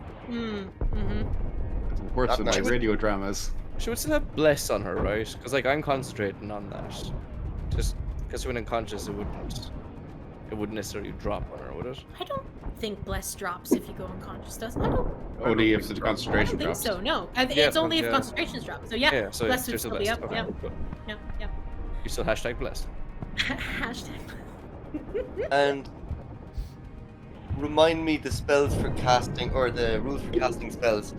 You can only cast like a cantrip and a level spell. Right. A bonus action level spell and a cantrip. Yeah. Or an action spell and... Yes. Oh yeah, And a you're bonus correct. action. One level spell, one cantrip. Yeah. Yeah. If the cantrip is a bonus action, or or vice versa, yeah. Generous. Mhm. Yeah. 2.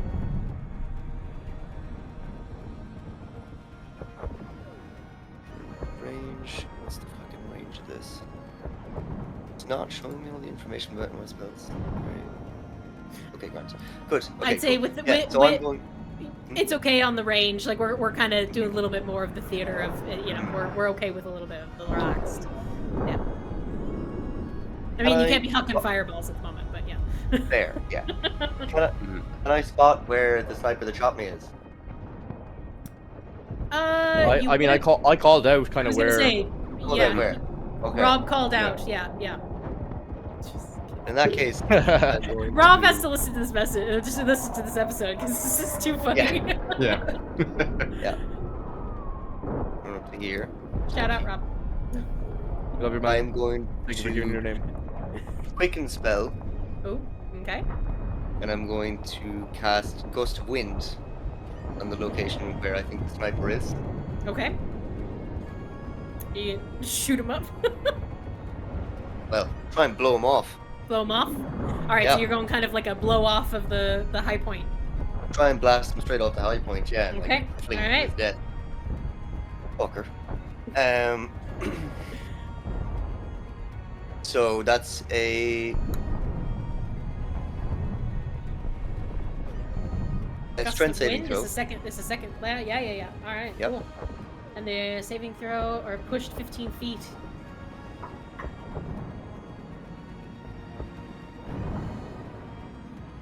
No, that's 12. They Okay, fail. so they fail. So he'll be pushed 15 feet in the direction of the wind, which is this direction. this direction. You know what? Just fucking gone. Yeah, there we go. Sorry, I don't know why these guys didn't show up. There they are. Hey. Okay, this guy? Yeah. Huh, Sniper. Yeah. 15 Shot. feet. Yeah. Hear the whale him scream. Ah!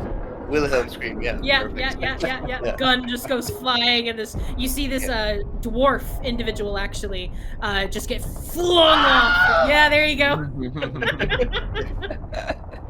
Flung off the side of the ship and plummet to their death. Brilliant. Now, do I know are these sails? Because I remember now that they're resistant to fire. Are they resistant to acid? No, Great. very much not so.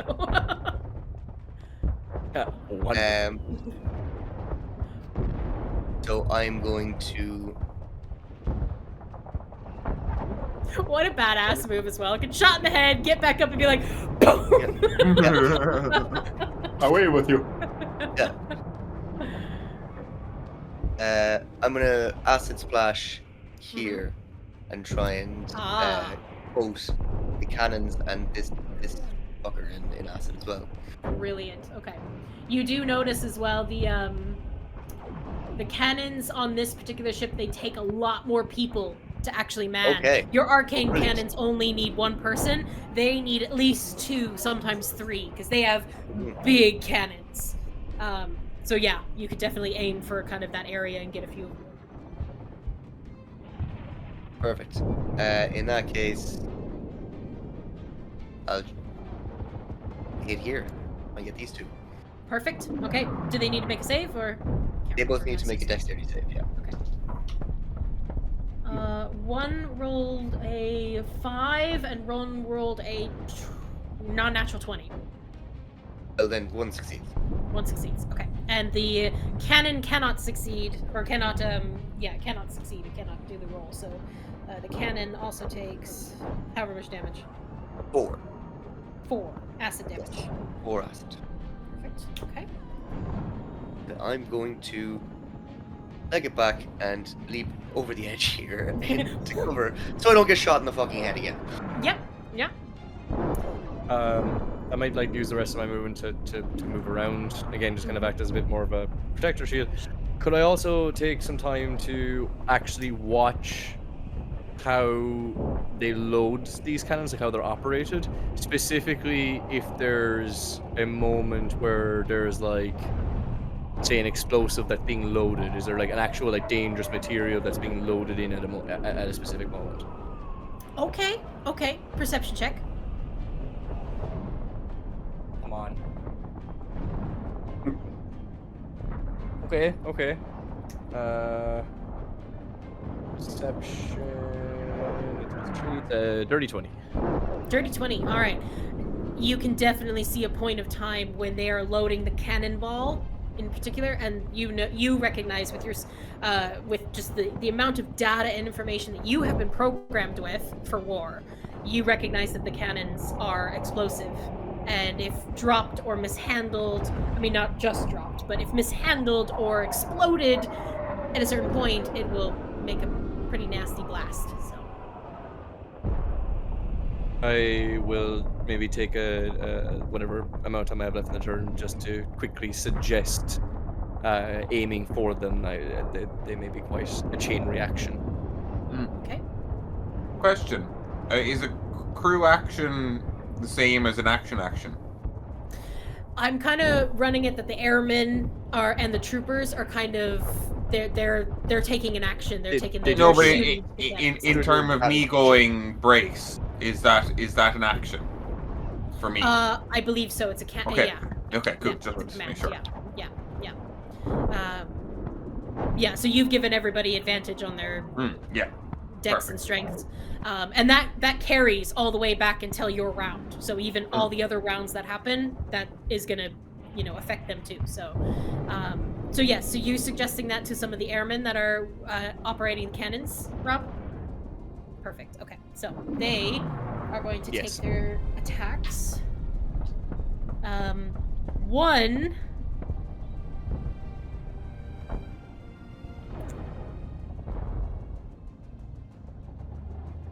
one is going to aim for the swift sled because they're convinced they can get it down. The other one is going to listen to you, Rob.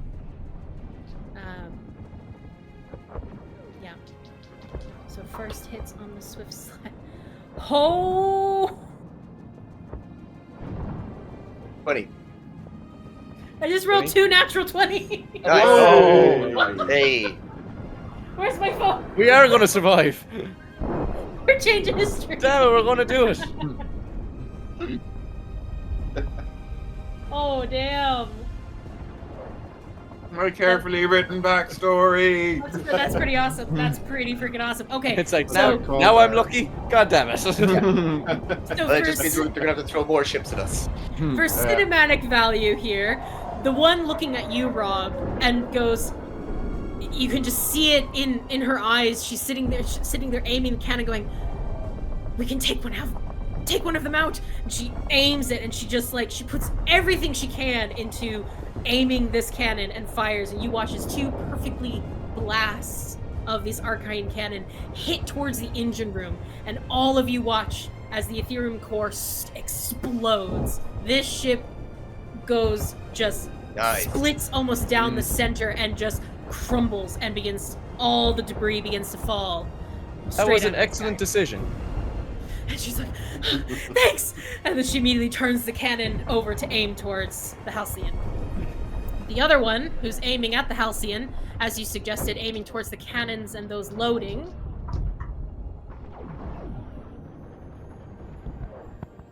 Another natural 20. Nope, that's a natural 1. The other side. Oh, yeah. The dice, give it. The dice, take it away. They we're did, past however. our hope spot. Wait. Oh, that's a natural 1, never mind. It's a natural 1. Yeah. But the other one, did you think of Gizmo's like fate regulator? Yeah, That's what I immediately thought. Was like, oh no, I'm not here. The other one was a 16 though, so that's gonna hit. So she at least the other airman got at least another 1 hit. So we're gonna do an arcane cannon here. Just 46 points of damage to the Halcyon. Yeah, 46 points.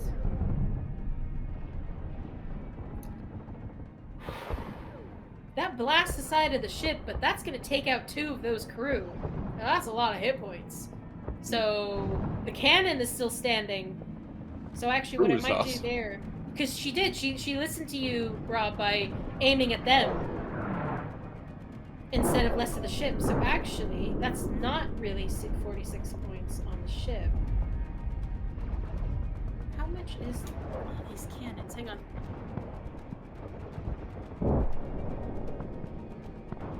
Oh, no. Cannon and 2 smoking boots. Yeah, it actually destroys one of the cannons and 2 of the crew members. So that one is gone. These 2 are gone. Alright, so that is that hit. Those are the 2 airmen. Alright, now we're going to move to... Is that ship?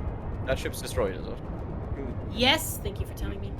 I'm gonna get rid... Actually, no. You know what I'm gonna do? I'm gonna make it even more fun. Put it on fire. Arcane fire. Explosions. Nice. There we go. That seems like fun, right? Yep. That ship is gone. Well, I can see that nothing's alive on that right now. Alright, so that is 5 now to 6. Yep, that's gone. Perfect. Okay. Alright, so bear with me here. While I get these. First one here. Is going to be a miss. Second one is a hit. So that is 1 swivel cannon to the Soldo Polaire. It's 20 points. Okay. Halcyon here has lost a cannon.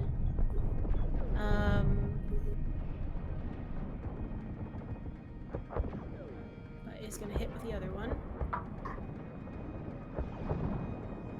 Which is a hit. And...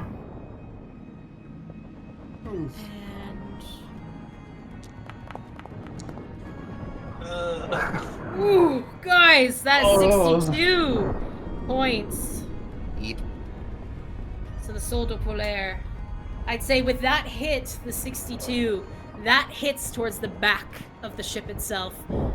Jaris, you get a rude awakening as the cannon fire blasts the side of the ship. Your ship, one you've built, worked on, and tried to bring together so many times.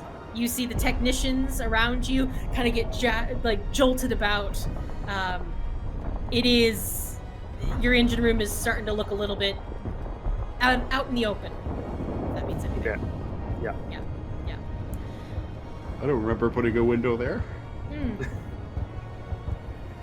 it is, at that point, on round 6, a second Imperial airship appears, blocking off any escape.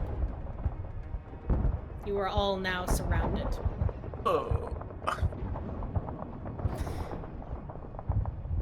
Rob. Hello. Tarlin. I need you to make dexterity saving throws for me, please. You have advantage though, right? Because of the brace? That is to remain steady on the ship. Unfortunately, this is a blast of lightning coming straight for you. Nice. Well, we do get a D4. We're blessed. You are blessed. Hashtag blessed. Hashtag blessed.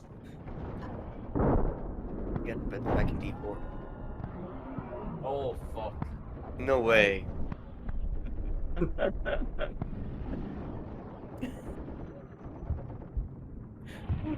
A dex save, you said? A dex save, yeah. No. Is it just him or me as well? Tarlin, you're in the line of fire as well. Yeah. So that was a Okay. natural 20 and 4 on the D4. Okay. I got 6. Okay.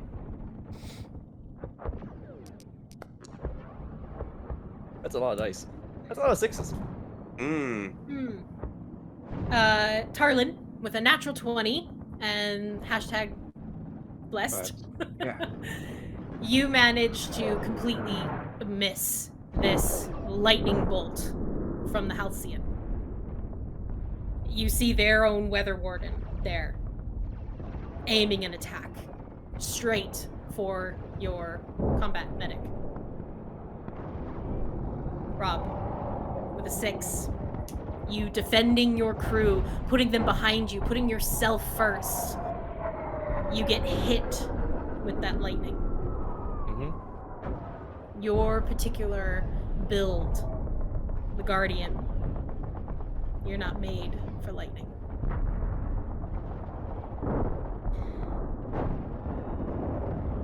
One moment. I need a calculator. Oh no. That's a That's great never sign. if there's any words you don't want to hear a I hear DM say, it's like, I need a calculator and I don't have enough dice. Yeah. Like, Pretty bad. It's 28 points of lightning damage doubled, as you are vulnerable to lightning. 56. you would then see as Rob sees, again, it was a caster though that was doing this, wasn't it? It was, yeah. Rob sees this incoming, and his medic instincts make him realize that this is a bad one. He steps up, takes the full bolt, and you watch as the arms just fall down to the side. Every clockwork mechanism starts to judder and stall and stop, and he just falls forward. Unconscious? No. If it's alright with you, I'd like to fall off the ship. Oh! Yes, you are right at the Yes. edge. You take the hit. You feel everything that you have built. You were dying for these people. Your The last word you hear him say is, friends. You fall off the side of the ship, Rob. Tarlin, you are a gasp as you watch your cleric fall.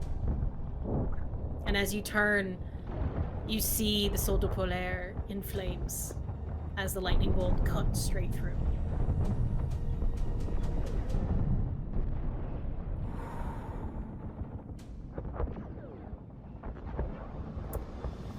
It is now Caché's group's go. So is there anything either the aviator or engineer would like to do? Anything to... Well, what's the order? You guys can work as a team, so... Yeah. Is there any order given at the top of this turn? Caché seems a bit, for the first time, a bit shell-shocked. And she just takes a moment and collects herself again and just goes to fire a command. She is going to use the weak spots, giving the arcane cannons a advantage on their attacks, and she is going to unleash everything at the Halcyon. Okay, I'm going to shout down to engineering. All ahead, flag speed. Piloting check. Aaron. I am going to try and do everything in my power to keep us afloat and try and get as close as we can and engage the Halcyon at point blank range. Beautiful. Jairus. And also get some cover for the other ships. Yes, get some cover, exactly. You've got two big warships now kind of closing in around you.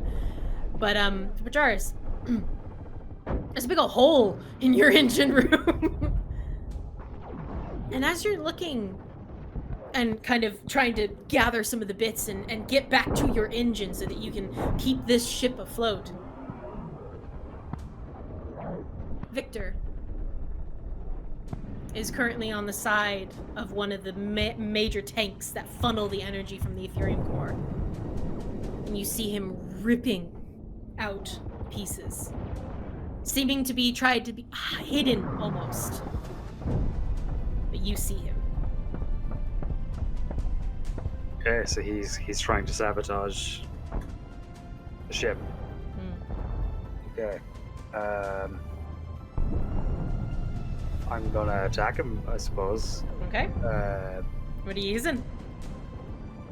I'll pull up my sleeve and have my prosthetic, just have like the blade come out of the forearm.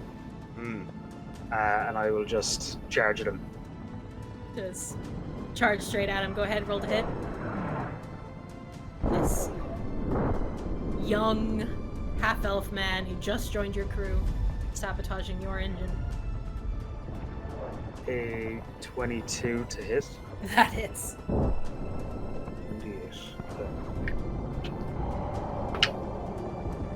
And max damage for a total of 11. 11. Yeah. Okay. I'd say with 11, due to what he is, he's not very they're not commoners, but they're not hugely strong. I'd say you maim him. So what do you take off? I'll With go your for arm the arm. blade. Go for the arm. Yep. Slice. Where are you aiming? Easy points for elbows or shoulders? What are you thinking? Elbow. Elbow. Yeah. Just get right up there, slice him right at the elbow. And it is a clean cut because you take very good care of your blades. And he just lets out a scream of agony. The one trooper that's down with you to kind of protect you is trying to compute why you just attacked your own crew member because it doesn't understand what's quite happening at that point. It kind of raises its gun for a moment and then stops and looks at you again, trying to figure out if it's going to take orders from you or not. Victor is screaming, bleeding everywhere, and falling very close to the hole that is in the engine room at the moment. He's on the floor. Okay. I'll point at the trooper, and I'll point at what he was tearing at. Mm-hmm. He's sabotaging the ship. Just put him down. Kill him. He's coming down with us. Fuck this guy. Okay. The troopers do follow their elite command. So on his turn, the construct's turn, it will walk over and it will just punch the head of Victor. Gone. Smash the skull. Okay. And his bonus action kicks the body out of the hole, the engine room. So, you have two choices here. You can either try to do an engineering check to help the pilot, or you can try to do a like a fixing check. Basically, it's an engineering check, but it's can you try to fix what Victor just did, or are you going to try to aid the aviator? How bad would the damage be that Victor caused?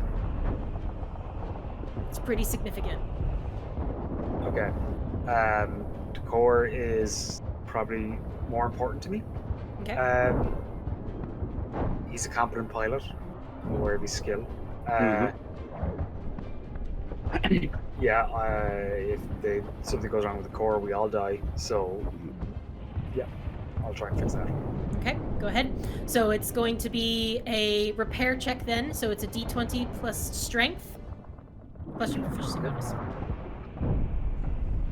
Darius, I need that power. Somebody put that fire out. Plus strength and plus proficiency. It's 15.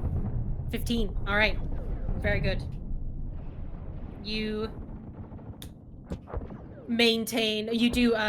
Sorry, it was a 15 for the repair check. Yeah. Yeah. Okay. Okay. You manage to put some of it back together, but it is a significant amount of damage, and you actually realize that you've lost control over one of the engine parts. So like the engine that he sabotaged is like completely down at the moment, and the other one is starting to kind of struggle to take up the slack. So while the repair check you were able to fix some of it, it is still very, very damaged. Okay. I'll shout up to Caché. Engine 1 is damaged. I don't think I can fix it. And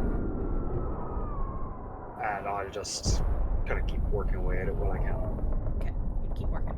Okay. What was the piloting check, Aaron? Dirty 20. Dirty 20. Very good. Okay. So.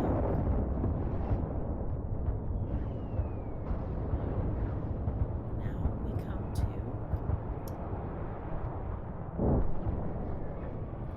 Tarlin. Actually, one thing. Are we ramming this thing, or? Shay is actually going to move up. She's going to hear you, and she's going to actually move up closer to here, and get up closer to the front of the ship. You're still there. Everyone's still there. Oh, Rob. Oh, he's just slowly floating down. Takes a lot more than 6 seconds to fall 3,000 feet. Yeah. Oh, so he's already on the ground. All right, cool. No, it takes a lot more. No. Well, It's so falling. he's still falling then. Yeah. Falling for like a minute. Oh, that's so sad. At least he's gone. He doesn't have to. Yeah. Suffer no more. Suffer no more, I guess. Okay. Why does this keep stopping? Okay, so with that, Caché is going to run up to you, Tarlin. And she's already done her action, but she is going to use her movement to get up to you. And there's a look, not of panic, but resolve. As she grips your shoulder. That's the end of that turn, or that kind of command round. The ship is being completely bombarded. Not going to go too much into full-blown all the damage. It's not great. But there is attacks that happen that I'm going to roll for. And Tarlin, I need you to roll me a dexterity saving throw, please. Guess I'm no longer #blessed. Ooh. I don't happen to have a transferable inspiration from Caché. No. No. But you are still. No, actually, no. It's still. It's now your turn. So no, you don't have advantage anymore. Dex saves. Yes. Well, Not your turn yet. It's actually the enemy's turn. But yeah, well, I guess that's not great. So it's 10 in total. 10 in total. Yeah, I forgot I have a lot of dexterity. Oh my. Okay. Please. We know Sorry. Tarlin survived. That's a lot of dice. Say again. I said we know Tarlin survived. No, That's actually- a lot of dice. I enjoyed someone saying please, like that was going to help them at all. 2 blasts from the Halcyon hit the side of the ship. 1 at the front and 1 towards the back again, really near that hole where the engineering crew currently are. They are seeing weak points in the Sol de Polaire and they are aiming for it. You said you got a 10 on your Yeah. dex save? Darius, can I also have a dexterity saving throw, please? Yep.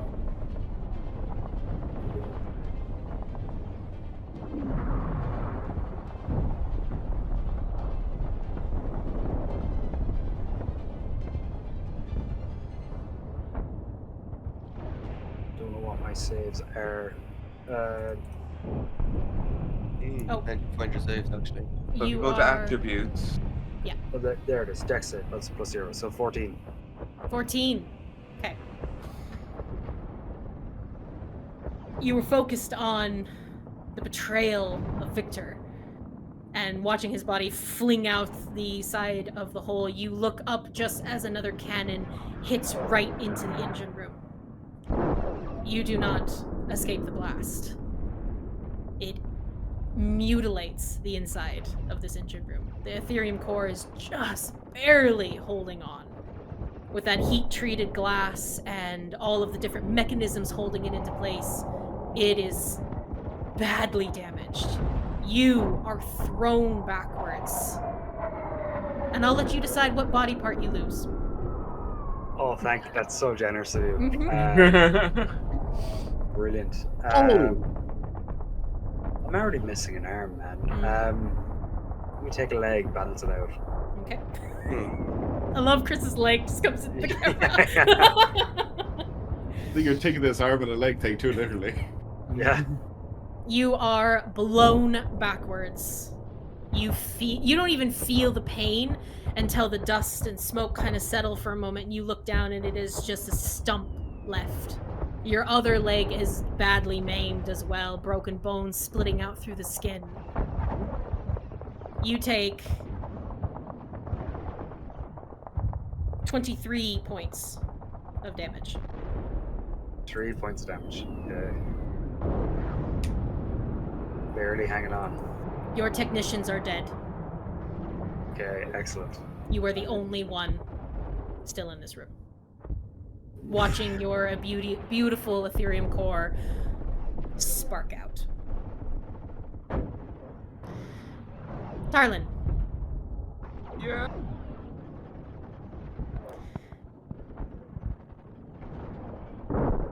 You take 26 points of damage. This hardly counted as a ranged weapon attack. Oh, I'm gonna catch this cannonball. No. Damn it. Welcome to Tarlin Palooza. And What was that damage again? 20, I think it was, what did I say, 28? 26. 28. 26, sorry. 26 points Okay. of damage. And we already know from the scrying that Tarlin has lost an arm. This is where Tarlin loses his arm. Tarlin is blown back and off the side of the ship. And at the last moment, as he is about to fall, Caché catches him. And there is a moment where this ship is being bombarded from all sides, and your crew and family are dying around you. Caché is holding on to you. You see in her eyes, something's lost. Something she'll never get back. And a third strike hits the side of the ship. She gets blasted. You see the scorch marks and fire across her own face, across her armor, across the entirety of the deck. And you watch as her hand, you slip from her. You can't even hear her scream, but you can see her face as you fall from her grasp. And it is just empty air around you, Tarlin.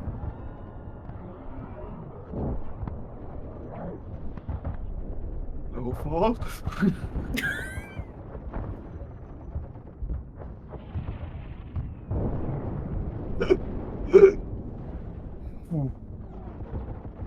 Somehow with one arm. Undula. I forgot to ask you to also make me a dex save. Okay.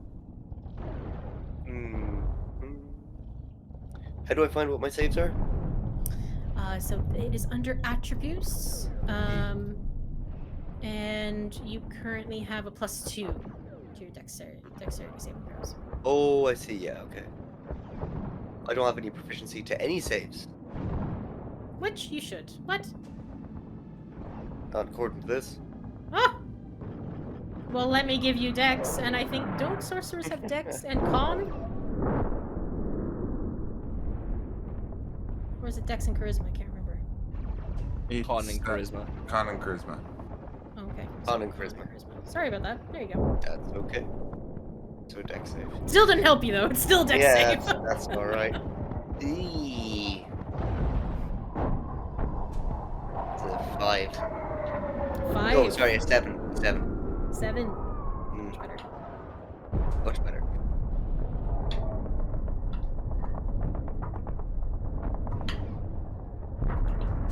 Ooh. Okay, you take 25 points I'm gone. of damage. You're gone. Unconscious once again. As the ship sways to the side, Tarlin has fallen off, but no one has really actually seen that. Caché pulls herself up just enough to see the unconscious form of Undula slide straight off the side of the ship. Because you were unconscious, correct? Yes.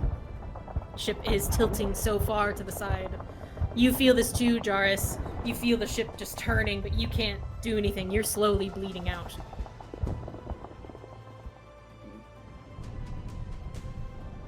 In this moment, we're going to kind of move away from turn order as Caché slowly walks the length of this ship. As people are dying around her, the ship is exploding into flames. She heads to the helm. And to you, Aaron. I would have gotten the ropes from the box to lock myself on. Try desperately to keep everything afloat. Not really realizing that the ship is slowly depopulating. Caché will come to your side, place her hand on your shoulder. Take it down. Pointing at the Halcyon.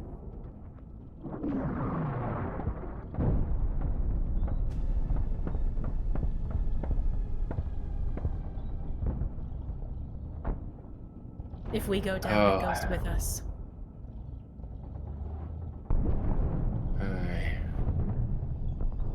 Sweet MJ. And I'm going to let the wheel go back, and I'm going to turn hard into starboard and aim right at the Halcyon. Okay.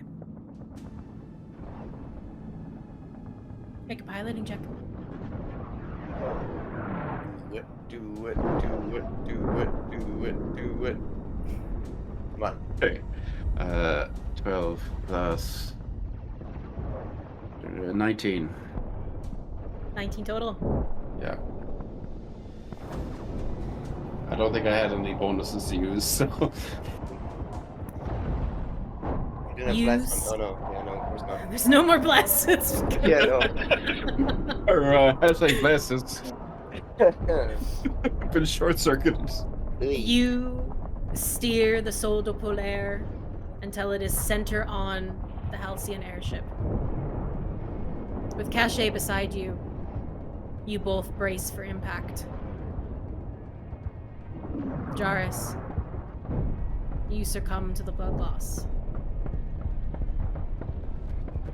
But in those last few moments, you see the ship turn right for the Halcyon. What do you feel in your last moments?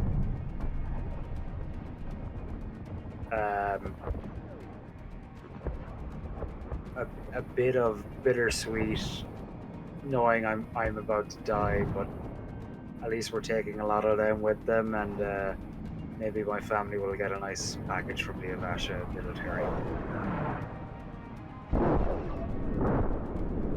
Very good. You slip into unconsciousness. Blissful darkness. As the two of you, Aaron and Caché, brace for impact, the two colossal war vessels collide in a hardened impact. It cracks up the center of the ship, splintering the boards like breaking bones. Aaron, you hold firm to the helm, barely feel just the sheer intensity of everything around you. And as the ships fully collide, you feel a thin, wired cable slice right through you.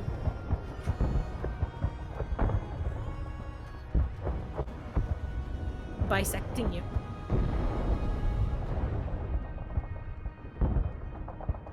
Like it would be short enough already.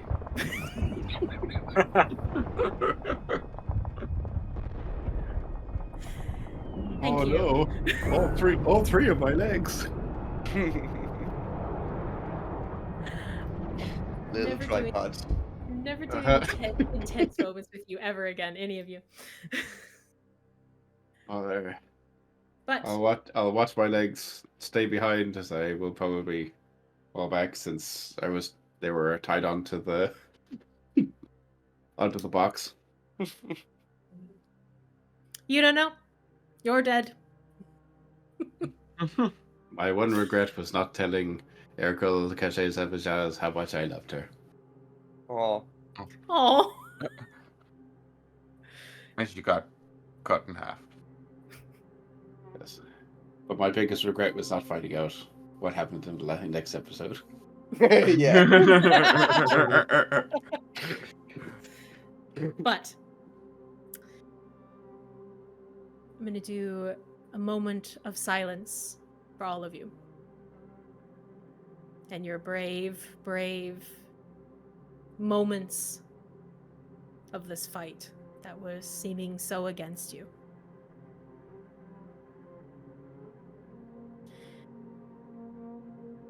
Miguel, Mm-hmm.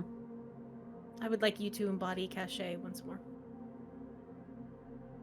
As you awaken in fire. A barrage of heat, smoke, and gunpowder. You pull yourself somehow from the wreckage of the Sol de Polaire. Bloody, broken. The sky is black with smoke, save the raging flames engulfing the city of Simbaro. As the wreckages of your two ships and all the others have completely decimated the city you were trying to protect. Survivors are being chased from their homes into even more violent streets. Pieces of the Halcyon are still plummeting to the ground. The blast of an impact throws you prone against the dead.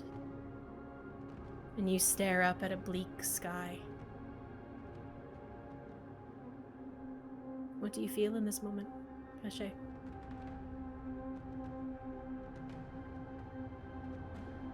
Panic. This is probably the first time in a long time that she has no control.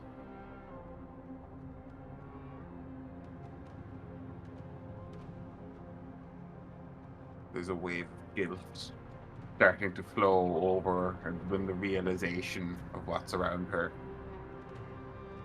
Also a bit of curiosity and how she managed to survive.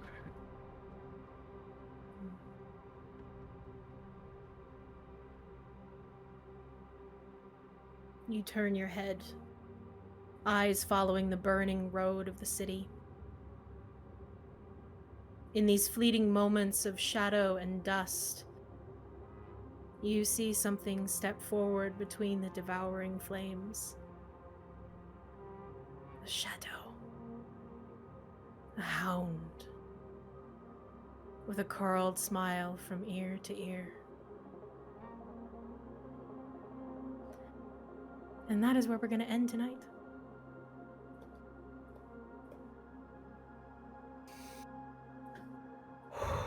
So, thank you all so much for joining us, and we will see you in the next episode. Bye-bye. Bye. Out. Good Oh, job, wow. guys. Jesus. Hey.